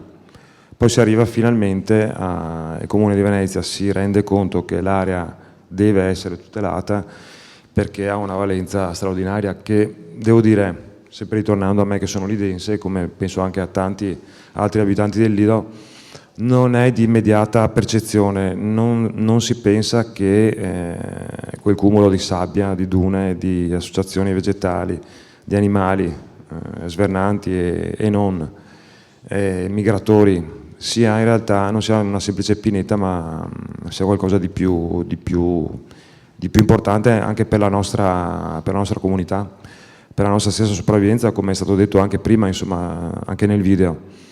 E appunto alla fine si arriva alla gestione, e quindi il WWF viene, diciamo così, individuato come soggetto titolato, anche perché il WWF ha una storia da sempre in Italia, dal 67. Diciamo che l'impianto più qualificante è quello della gestione delle osi, per cui insomma c'è una certa capacità, sensibilità e dedizione per questo. e da allora appunto si inizia tutta una serie di attività in una zona che diciamo, è ancora sottoposta, è naturalmente sottoposta alla pressione antropica, perché l'Oasi di fatto non ha confini, non ha recinti, voglio dire, è anche giusto che sia così, però c'è anche il suo lato negativo della medaglia, che è quella un utilizzo in maniera non appropriata, a volte sconsiderata e a volte anche illecita di tutto quello che la compone.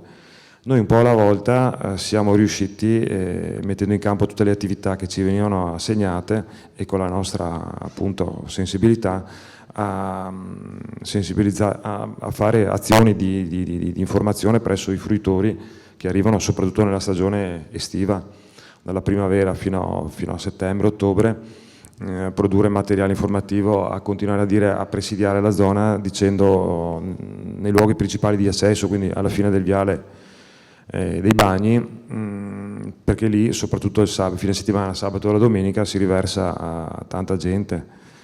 Negli ultimi anni anche tantissime barche raggiungono lato mare e arrivano diciamo un po' troppo sotto riva,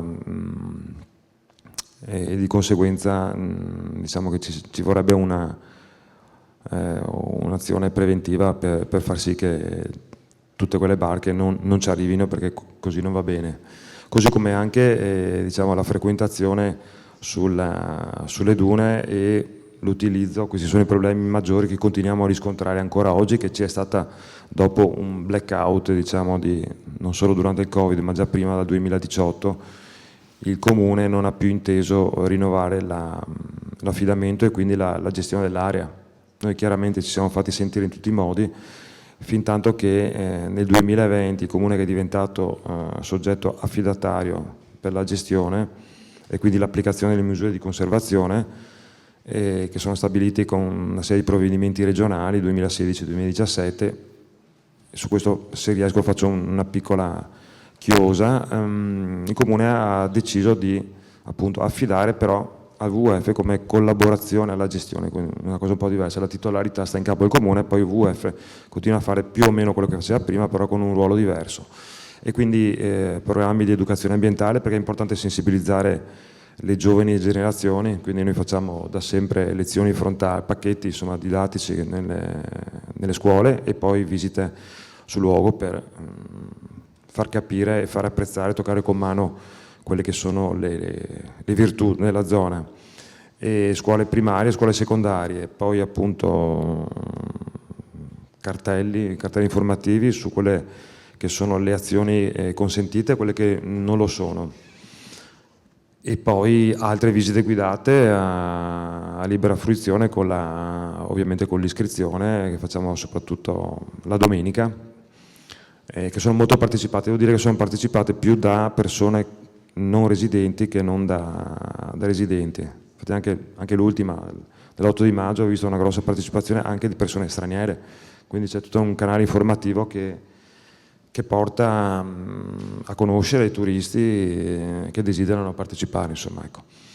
Sul discorso delle misure di conservazione siamo ancora, c'è una procedura di infrazione, non credo che sia ancora chiusa, contro lo Stato italiano da parte della Comunità Europea per quanto riguarda appunto l'applicazione. I provvedimenti che sono stati presi non sono ancora, prima mancava l'individuazione delle nuove ZSC, perché poi la normativa comunitaria è cambiata e da SIC si è trasformato in ZSC, quindi è partito tutto il processo di individuazione da parte delle regioni, dello Stato, di quelle che erano, e l'Oasi degli Alberoni è rientrata, è stata confermata di fatto, e poi però bisogna anche mettere in atto degli obiettivi e delle misure di conservazione, perché altrimenti la zona non è tutelata. Ciò nonostante la nostra presenza, però probabilmente anche a causa del fatto che per 4 anni nessuno ha potuto intervenire in maniera informativa e controllando il territorio, perché il controllo del territorio è fondamentale. Sono riprese delle attività assolutamente disdicevoli, per dir poco. Insomma, l'anno scorso ci sono stati dei rave party continuati nella zona, per cui con grave danno per la fauna, perché poi lì avevano venivano fatti nei fine settimana prolungati, venerdì, sabato e domenica, laddove nidifica il frattino, che è una delle specie a rischio e protette. Diciamo che insomma è risaputo, la cosa si è fermata perché alla fine ho dovuto scrivere al prefetto di Venezia. A quel punto finalmente si sono mosse le forze dell'ordine e siamo riusciti a porre fine a questa vergogna, insomma, ecco. E poi c'è anche un'altra cosa da segnalare, che nonostante siano stati messi i cartelli che poi puntualmente vengono rimossi, anche di oggi, no? Oggi, ieri mattina, sono stati rimossi dei cartelli dove si dice che i cani vanno portati al guinzaglio, non vanno tenuti liberi. Purtroppo non è una spiaggia libera qualsiasi, ma è una zona protetta, un'area naturale, quindi io invito anche voi che magari siete in zona, fate capire che non si può girare con il cane libero in spiaggia, non c'è niente da fare. Questo è per i nidi di uccelli soprattutto, sì, no? Perché danneggiano. Sì, nel periodo di nidificazione, un conto è d'inverno. Altra cosa è nel periodo di nidificazione, che va da aprile, diciamo, fino a settembre, fino agosto, settembre. Cioè in tutta Italia, anche nel vicino comune di Cavallino, ci sono delle ordinanze che vietano l'accesso addirittura alla Jacopo, spiaggia. scusa, ti fermo un attimo, mi Sì. dispiace per questioni Certo, di tempo. sì. No, quello che mi premeva, come dire, così far notare, è che in realtà tutte queste persone, no, non a caso è venuto fuori che molte delle persone coinvolte anche in questo progetto artistico erano e sono degli alberoni. Anche tu, io non sapevo che fossi un po' del Lido. No, che in realtà io ho definito queste figure come guardiani del territorio, nel senso che poi noi possiamo fare tutti i progetti che vogliamo, ma in realtà le vere persone che possono un po' prendersi cura, guardare in maniera costante cosa accade nel territorio, se viene rispettato e se non appunto ci sono abusi troppo forti, insomma, che poi diventano anche irrecuperabili, sono proprio le persone che abitano nel posto.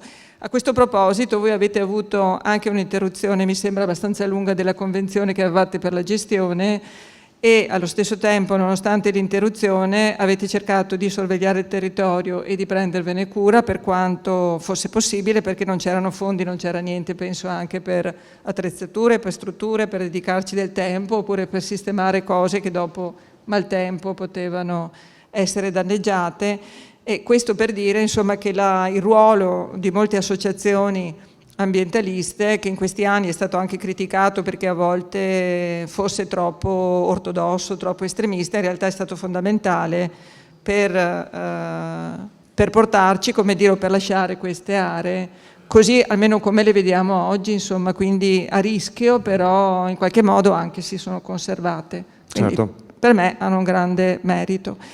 Se non hai altro di urgente da dire, lascerei anche la voce a Davide. Sì, solo mi permetto un annuncio, che il 29, se non sbaglio, di maggio ci sarà anche in Osi Alberoni la consueta annuale giornata della festa delle Osi e del WWF, per cui se ne troverete notizie sul sito. 29 di maggio? Sì, giusto? Okay. Sì, 29 maggio, domenica 29 maggio. Bene.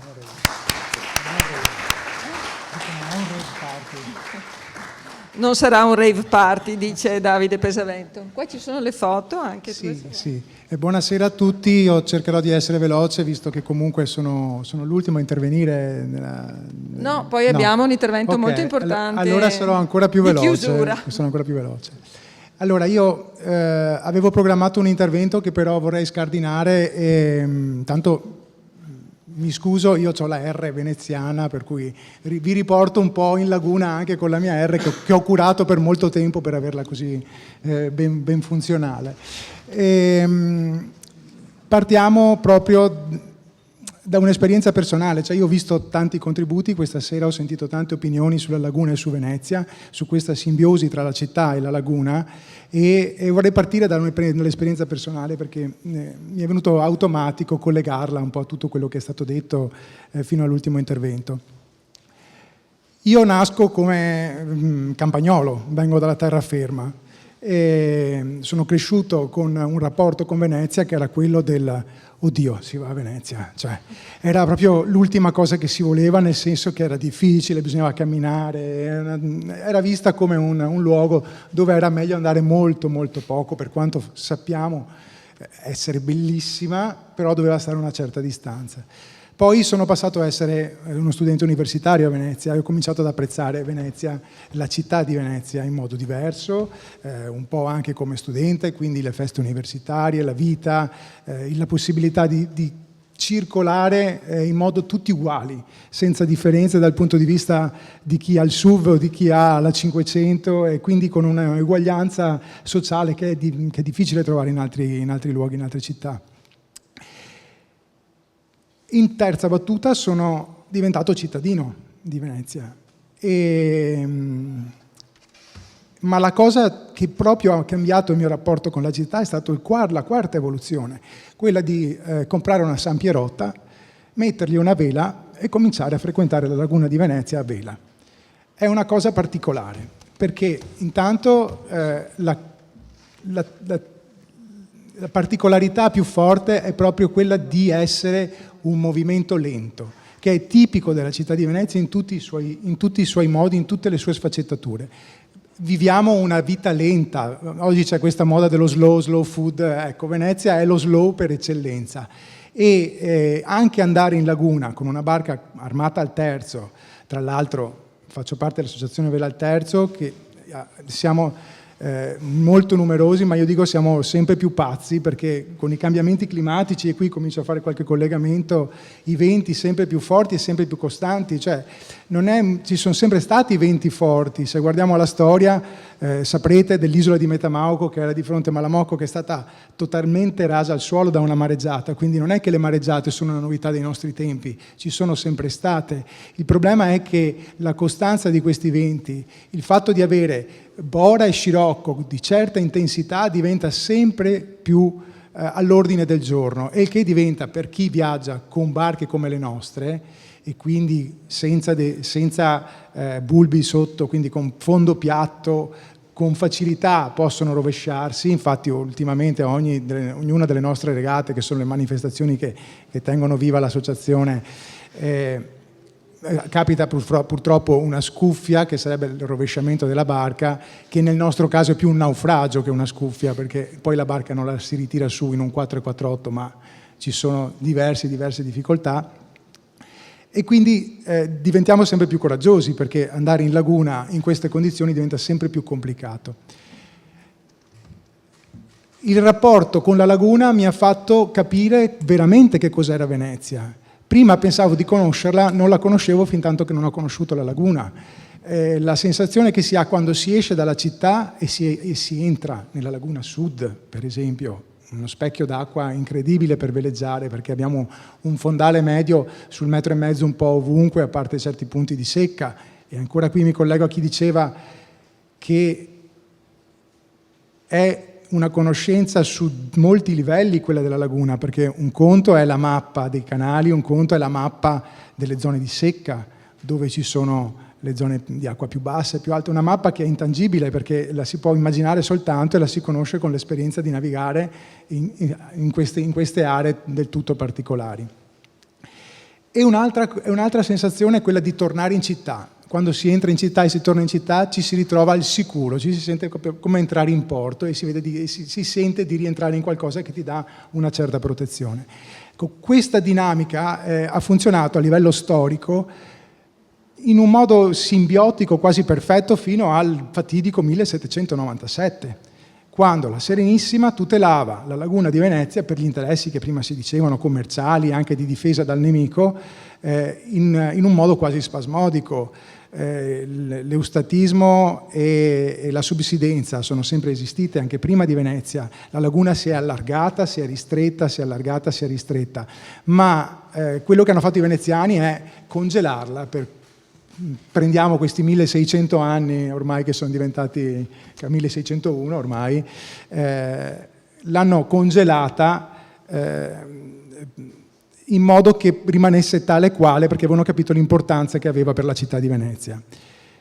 Anzi, ho fatto un errore, non sono 1601, perché se ci fermiamo al 1797 gli ultimi non li possiamo contare, perché da allora c'è un bellissimo saggio di Edoardo Salzano, un urbanista. Io di formazione sono architetto, quindi ho una visione da architetto di tutto questo. Vedo che Serenella li conosce tutti, infatti sta facendo di sì con la testa. Sì. No?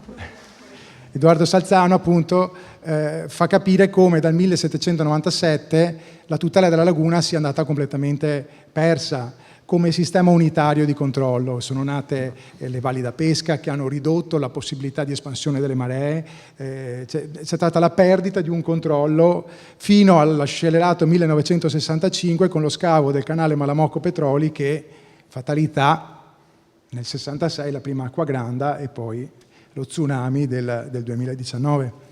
Per me era proprio uno tsunami, se consideriamo che la marea è un'onda molto lunga, quella è stata cresciuta molto veloce, se n'è andata veloce perché era un'onda molto più ristretta e molto più violenta rispetto alla normale marea.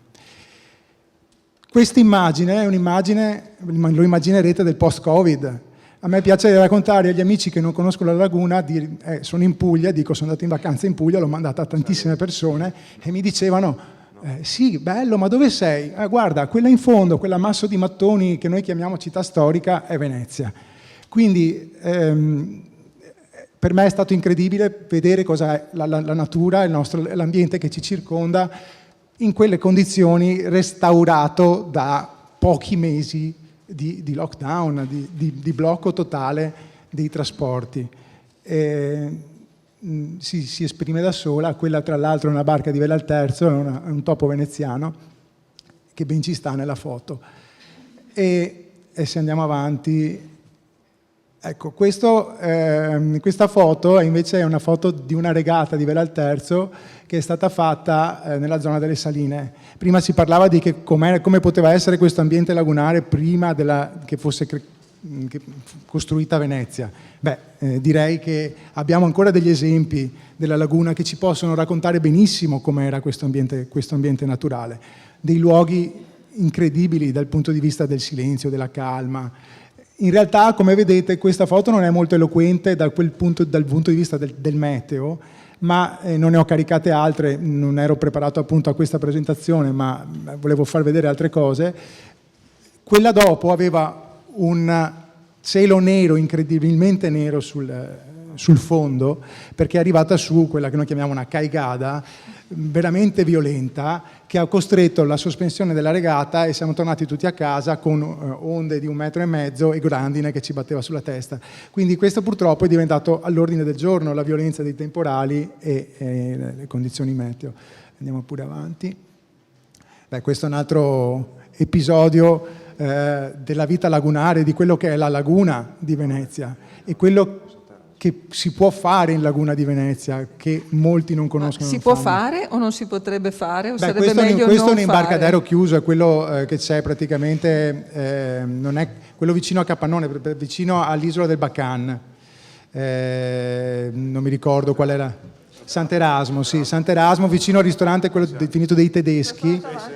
Ecco, si è andata avanti. Allora, queste le scorriamo velocemente perché adesso faccio un passaggio ricollegandomi a quello che si diceva poco fa. Noi, e lo vedrete dalle ultime foto, questi sono dei disegni dei bambini del San Servolo Camp con cui abbiamo fatto una collaborazione l'anno scorso e ci piace mostrarli perché è un po' quello che secondo me va fatto. Abbiamo, ogni volta che andiamo a fare una pulizia in laguna, la sensazione di impotenza, perché possiamo pulire finché volete, ma purtroppo non riusciremo mai a pulire tutto, e poi c'è una foto alla fine che vi spiegherà il perché di questa mia affermazione. Ecco, ad esempio, già questa è abbastanza eloquente. Questa è un'isoletta fronte Canale di Tre Porti, che sta tra Canale di Tre Porti e Sant'Erasmo. Quella faceva parte del Lido Bianco prima delle bocche di porto come sono oggi e del Mose. Era una zona costiera, c'era il mare a tutti gli effetti. Oggi sono abbandonate e dove abbiamo lo stato di abbandono abbiamo anche uno stato di sporcizia che il mare porta e che purtroppo nessuno va a raccogliere se non delle associazioni di volontari. Attenzione, faccio un piccolo inciso. Circa un mese fa uno sponsor che voleva sponsorizzarci una pulizia, non farò nomi, ci dice abbiamo 90 persone che vogliono venire in laguna e ci dava un bel po' di soldi per questa pulizia. Noi abbiamo detto no, proprio perché non vogliamo fare i rave party in laguna. Bisogna stare attenti perché anche nelle azioni di pulizia bisogna fare attenzione al periodo dell'anno corretto, a non disturbare la fauna locale, a non distruggere la flora locale, perché 90 persone in zone delicate creerebbero più danni di quelli che possono fare nella raccolta e nella pulizia. Forse fa meno male quella plastica lì alla fine. E eccola qua, questa è la foto che vi fa spiegare qual è la nostra impotenza, questa è quella successiva. Queste sono 2 foto che non sono a Sant'Erasmo, sono sui pennelli dell'isola di Pellestrina, nello specifico a San Piero in Volta. Abbiamo fatto una raccolta e tra masso e masso dei pennelli troviamo, li vedete tutti quei puntini verdi colorati, delle particelle di pochi millimetri di plastica. Queste plastiche sono impossibili da raccogliere. Qui le vediamo perché sono sopra il masso, ma quando arrivano alle dune degli Alberoni o in qualsiasi altro tratto di litorale sabbioso si mescolano completamente con la sabbia e l'effetto è endemico. Solo che quando il nostro virus Covid diventa endemico ci fa meno male, questo farà sempre più male e penso che quello che farà lo scopriremo solamente in futuro. Sapete che è dell'anno scorso la ricerca che ha evidenziato la presenza di microplastiche all'interno della placenta materna, quindi stiamo andando in una direzione che è difficilmente governabile, specie se pensiamo di curare l'ambiente andando a fare delle pulizie. Sono solo dei palliativi, per quello diventano importanti i disegni dei bambini. Dobbiamo insegnare a queste generazioni che queste cose non ci devono più essere e l'unico modo per fermarle è bloccare questo trend, questo continuo crescere di utilizzo, di sfruttamento con l'utilizzo di plastiche e tutto il resto che ci va dietro. Ecco. Questi sono i bimbi di San Servo Locampo. Grazie, devo dire che io quando sento che dobbiamo insegnare ai bambini mi viene un po' male perché come dire, ho la sensazione che bisogna insegnare tanto agli adulti. No? Sì, i cartelli che sono passati prima in realtà noi li vogliamo affiggere a Sant'Erasmo, specie nelle isolette dove si arriva in barca, dove l'uomo, tutti, alla sigaretta per esempio, piccoli gesti, grandi crimini, se la fuma certo, e la mette nella io sabbia. Ho visto una quantità di mozziconi di sigarette. E se vai a dirlo te la spengono sotto i piedi perché è meglio non dirlo. Allora forse sensibilizzare con dei cartelloni, con dell'informativa, sperando che qualcuno la legga e che non la tolga o se la porti a casa perché gli dà più fastidio che altro, è comunque un passo verso quella direzione. Certo. Altrimenti siamo davvero in una condizione che disperata. Ci lascia disperati. Sì. Grazie mille. Prego.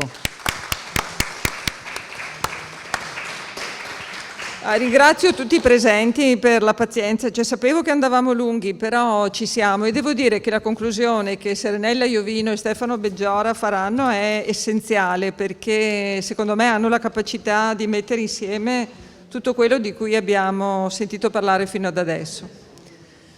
Venite pure, aspetta che facciamo no, dicevo che io e Serenella ci conosciamo da molti anni perché io l'ho coinvolta ancora nella prima edizione del concorso di comunicazione sui cambiamenti climatici, ha fatto parte fin da allora della prima giuria, quindi era 2011-2012. Adesso devo dire che lei era già prima considerata la maggiore, credo una delle maggiori, ma la maggiore esperta internazionale di Scienze umane per l'ambiente, ecco perché Environmental Humanities è sempre difficile da riportare in italiano. Lascio a Serenella la parola. Io ringrazio tantissimo Bianca che oltre ad essere un faro è una carissima amica, sempre molto generosa con me e molto generoso è anche l'Ateneo Veneto che ci ospita. Io e Stefano siamo qui in veste di co-direttori di una nuova rivista e io lascio a Stefano Beggiora, il professore all'Università di Ca' Foscari, il compito e il piacere di spiegare, di dire qualcosa di Lagoonscapes. Parto io. Dai, sì. Ti ringrazio. Allora, buonasera a tutti, io sono estremamente lieto di essere questa sera assieme a voi in questo bellissimo scenario dell'Ateneo Veneto e dirò, visto che gli interventi di questa sera sono stati estremamente densi, estremamente interessanti e si sta facendo tardi, ecco dirò solo 2 parole, poco più di un saluto per presentare questa nostra attività.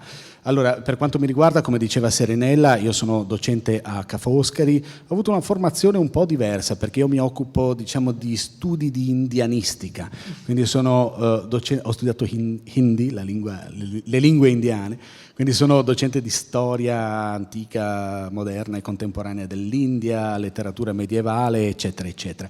Però diciamo quello che è stato il mio amore, ricordo ancora dai tempi, amore nel senso di studio intendo, ancora dai tempi della tesi di laurea, eccetera, è lo studio delle culture che loro chiamano adivasi, che sarebbero indigene, aborigene dell'India. Quindi abbiamo questi gruppi, queste minoranze etniche, così come le abbiamo in Sud America, così come le abbiamo in Africa. E io tutto sommato mi considero fortunato perché ho avuto la possibilità di viaggiare molto e di condurre dei progetti di ricerca proprio nel profondo delle giungle indiane, in alcune vallate recondite dell'Himalaya, in alcune zone, diciamo, del Centro Asia e in Mongolia, e quindi adesso stiamo lavorando con un team anche di ragazzi, dei miei ragazzi che sono in giro per il mondo, e diciamo l'approccio è stato ovviamente quello delle humanities, diciamo soprattutto anche dell'antropologia, dello studio delle religioni, e quindi è un lavoro straordinario nel senso che diciamo il rapporto con l'ambiente, il rapporto con la foresta, il rapporto con la steppa, il rapporto con queste giungle, no? Anche da una prospettiva religiosa è un qualche cosa di estremamente forte, di un senso di appartenenza, un'empatia, una sorta di consustanzialità. Parlavo di religioni, in Oriente ovviamente abbiamo l'induismo, il buddismo, ma soprattutto in queste comunità diciamo minoranze etniche abbiamo ancora, no, delle tradizioni che si possono definire sciamaniche, e quando parliamo di sciamanismo non voglio parlare adesso dei revival New Age o dello sciamano che è andato all'assalto della Casa Bianca o queste buffonate qui, ma quel rapporto diciamo di empatia fra umani e non umani, che siano diciamo agenti, no, con cui noi interagiamo, conviviamo tutti i giorni, no? Che siano essi gli animali, che siano le piante, che siano anche i minerali, che sia il mondo degli spiriti, no? Che in qualche modo anima e un territorio che è percepito costantemente come vivo. Ovviamente non è una visione romantica, ma è interessante vedere come anche queste popolazioni nelle zone più recondite del pianeta abbiano le stesse nostre preoccupazioni, quindi il cambiamento climatico, una modernità che avanza, che stravolge questi territori, quindi noi studiamo queste cose che, ripeto, sono affascinanti. Ovviamente avrete capito che la mia formazione, le cose di cui io mi occupo, pur essendo veneziano, non riguardano propriamente la laguna di Venezia, ma diciamo questa mia formazione diciamo più di orientalistica va in un certo senso a corroborare le moltissime competenze di Serenella, che si occupa appunto di environmental humanities e di letteratura, anche e soprattutto di matrice occidentale. Quindi noi abbiamo avuto in sorte quest'anno, anzi l'anno scorso, da Ca' Foscari, di avere questo incarico onore ed onere, no? Di dirigere questa nuova rivista scientifica che si chiama appunto Lagoonscapes, The Venice Journal of Environmental Humanities. Quindi è un journal, una rivista scientifica sulle Environmental Humanities che si chiama, questo titolo mi aveva lasciato all'inizio perplesso, adesso lo sento molto mio, Lagoonscapes, no? Quindi è come fossero delle visioni, diciamo così, sulla laguna, che tra l'altro nel primo numero è stato molto bello, ci sono state raccontate da alcuni dei nostri, ma anche da alcuni ricercatori che venivano da fuori. Questo è stato interessantissimo, abbiamo avuto un gruppo di ragazzi che ci hanno parlato come dal di fuori, da fuori Italia si vede ad esempio la questione delle grandi navi, il dibattito, com'è andare in giro in barena, come vedono loro quello che rimane del mercato di Venezia e del mercato del pesce di Rialto ad esempio, quindi è stato veramente molto ricco. Però poi ovviamente quello che è interessante, e concludo, è il rovesciamento della prospettiva. Non voglio tradurre lagoonscape come lagunoscopio, perché sennò potrebbe essere, ci pensiamo. Certo. Però no, quello che noi notavamo è come non solo a Ca' Foscari, ma in tutte le istituzioni anche di ricerca che ci sono a Venezia, sono molte, ci siano ricercatori, ci siano appassionati, ci siano studiosi di tutto il mondo che vengono qui per parlare di ambiente, e proprio Venezia, vengono tutti anche a Venezia perché è una città bellissima, però diventa un laboratorio, diventa un osservatorio per parlare, come abbiamo visto prima, anche di Amazzonia, per trovare, diciamo, un cordone ombelicale che lega gli alberoni con non so, il Sud America e tantissimi altri scenari. Quindi adesso non mi dilungo sulle questioni tecniche, perché insomma voglio solo ricordare ad esempio della rivista che stiamo puntando insomma al massimo del ranking, diciamo, scientifico, quindi abbiamo, diciamo, un nutrito corpo di redazione e collaborazioni internazionali. Usciamo 2 volte all'anno, quindi adesso i primi numeri sono usciti nel 2021. Per i cicchetti un po' più spesso però. La rivista. Sicuramente. Ed è open access, quindi in realtà può essere consultata, scaricata gratuitamente da internet presso, diciamo, l'editore di Ca' Foscari. Quindi io concludo dicendo che insomma questo incontro vuole essere anche un invito, questo rivolto anche ai ragazzi e ai ricercatori che sono intervenuti in precedenza, per collaborare insieme, per creare un network, quindi non solo raccogliere materiali e articoli, ma, diciamo, spunti su un tipo di collaborazione, di sviluppo, insomma, di riflessioni e di incontri anche come quello di questa sera, no? Attraverso questo mezzo che ci sta dando, devo dire, molta soddisfazione. Quindi io sono estremamente lieto e onorato anche di passare la parola a Serenella, che ci spiega qualcosa sull'environmental humanity. Non spiego niente a nessuno. Grazie mille. Grazie. Nel senso... Beh, vi rendete conto come sia io fortunata a collaborare con persone di così grande umanità e valore, e quindi non devo aggiungere altro. Prima Giovanni Montanaro ha detto che i libri vanno sott'acqua e che talvolta questi libri noi dobbiamo cercare di salvarli. Il libro, quando va sott'acqua, lo si può mettere nel congelatore, eccetera. Lui è stato molto chiaro sulle procedure, i procedimenti di salvezza del libro. In realtà un libro è già andato e va periodicamente sott'acqua. E questo libro è Venezia, perché Venezia è un testo pieno di storie naturali e culturali, storie scritte da agenti umani e non umani. I macigni, i fiumi che hanno la loro culla tra le cime, la fusione delle acque di quei fiumi con quelle del mare Adriatico, i casi o le fatalità della storia e della geologia, la risacca, la sabbia, la formazione graduale delle isole, la vicinanza della Grecia, i pesci, le migrazioni delle genti, le guerre dell'Armorica e del Baltico, le capanne di giunco, i rami impastati col fango, l'inestricabile rete dei canali, i primitivi lupi, le incursioni dei pirati dalmati, il delicato cotto, i terrazzi, il marmo, i cavalli e le lance di Attila, i pescatori difesi dalla loro stessa povertà, i Lombardi, il fatto di essere uno dei luoghi in cui si incontrano l'Occidente e l'Oriente, i giorni e le notti di generazioni oggi dimenticate, furono gli artefici. Così Jorge Luis Borges, in un libro che si chiama Atlante, descrive Venezia. Ebbene, è un libro, è una storia, sono tantissime storie, e gli artefici sono tutti questi elementi, umani e non umani, tutti i ritmi, tutti gli elementi naturali, la sabbia e l'acqua, il vento e il fuoco anche. Io penso, appunto, quando tu hai messo la sabbia e l'acqua, ho pensato immediatamente ai vetrai di Murano, e quindi a che cosa significhi in realtà questo sedimento ancestrale che ci viene dai ghiacciai dalla fine del periodo Wurmiano, quindi stiamo parlando di 10.000 anni fa, tutti i sedimenti che hanno condotto Venezia appunto innanzitutto a formare quello che Andrea Zanzotto chiamava il suo inconscio geologico, qualcosa che si raggiunge con un viaggio psichedelico, quasi con un trip. Se noi andiamo sott'acqua troviamo i ghiacciai che si sono sciolti 10.000, 12.000, 20.000 anni fa, e troviamo questi sedimenti, li troviamo durissimi, e poi troviamo le foreste pietrificate di tronchi della Dalmazia, del Friuli, che sono serviti per innalzare questa città, che è un atto di hubris ed è un miracolo insieme, ed è fatta ed è esposta alla sua stessa fragilità, così come alla sua stessa tracotanza.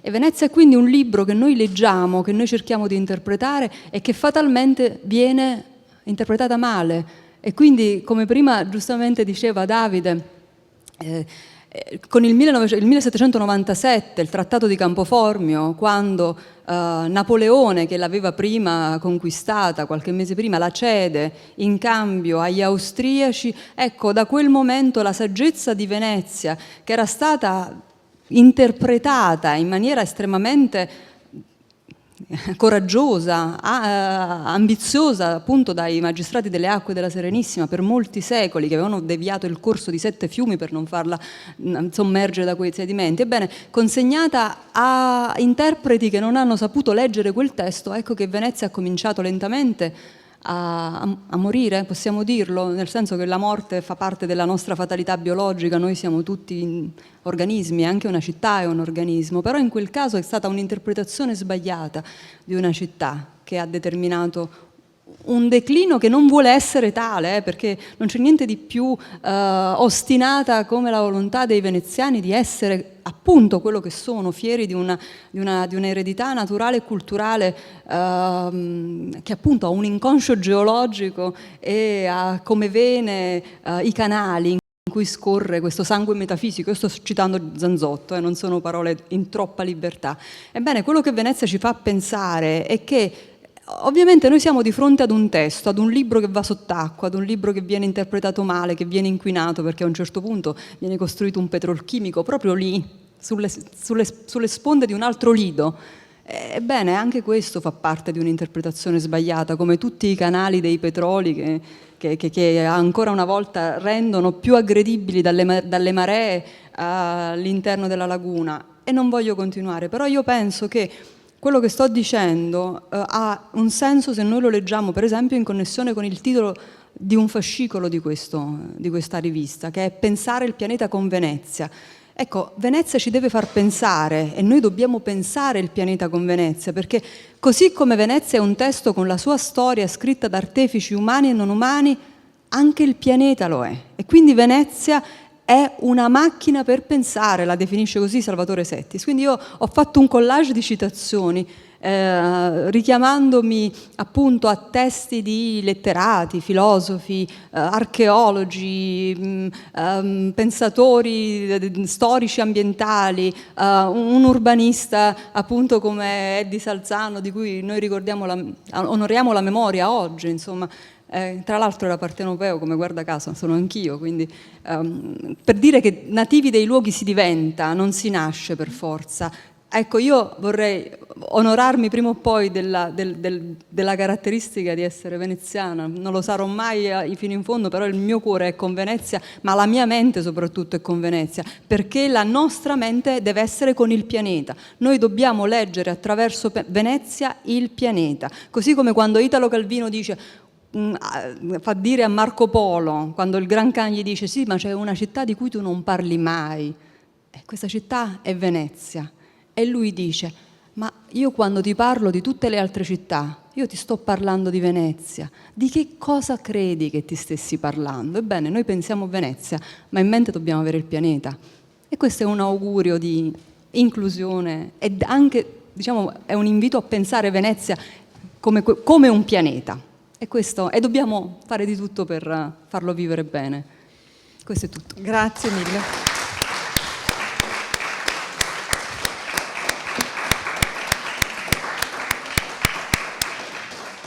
Grazie infinite. Devo dire che i vostri due interventi poi hanno trovato un punto di congiunzione alla fine, no? Che forse c'era anche prima, cioè questo fatto della cittadinanza di Venezia, cioè chi è il cittadino di Venezia? Io me lo domando spesso, perché ho la sensazione che a volte chi arriva da fuori riesce a vedere delle cose di Venezia che anche chi è nato qua da sempre non riesci del tutto ad immaginare. Tra l'altro tu hai la metafora del libro che è importantissima, tra l'altro il libro di Montanaro elenca una serie di librerie che sono capisaldo di Venezia, tra cui c'è la libreria Acqua Alta, la libreria Mare di Carta, cioè ce ne sono una serie che sono proprio iconiche della città, quindi il tema del libro ritorna spesso. Però a me viene sempre in mente anche quella del quadro, no? Cioè o tu vivi sempre dentro il quadro e non lo guardi mai da fuori, per dire io che ci vengo e vado avanti e indietro da Vicenza e ritorno, la sensazione di uscire, proprio c'è questo passaggio che faccio a Piazzale Roma, dove ritorno nel mondo dell'auto, nel mondo motorizzato, perché a volte vengo in macchina. Quindi vai fuori dal quadro e dopo devi rientrare, però riesci in qualche modo, uscendo e ritornarci, a guardarlo con una visione che non sempre chi sta sempre qua riesce ad avere. E questo fatto poi di essere cittadini del mondo, cioè di occuparsi di altre culture, di tornare qua, siccome qua c'è una radice, come dire, di multiculturalismo, è essenziale secondo me. Ringrazio tutti e grazie anche per la pazienza che se abbiamo un po' sforato con l'Ateneo.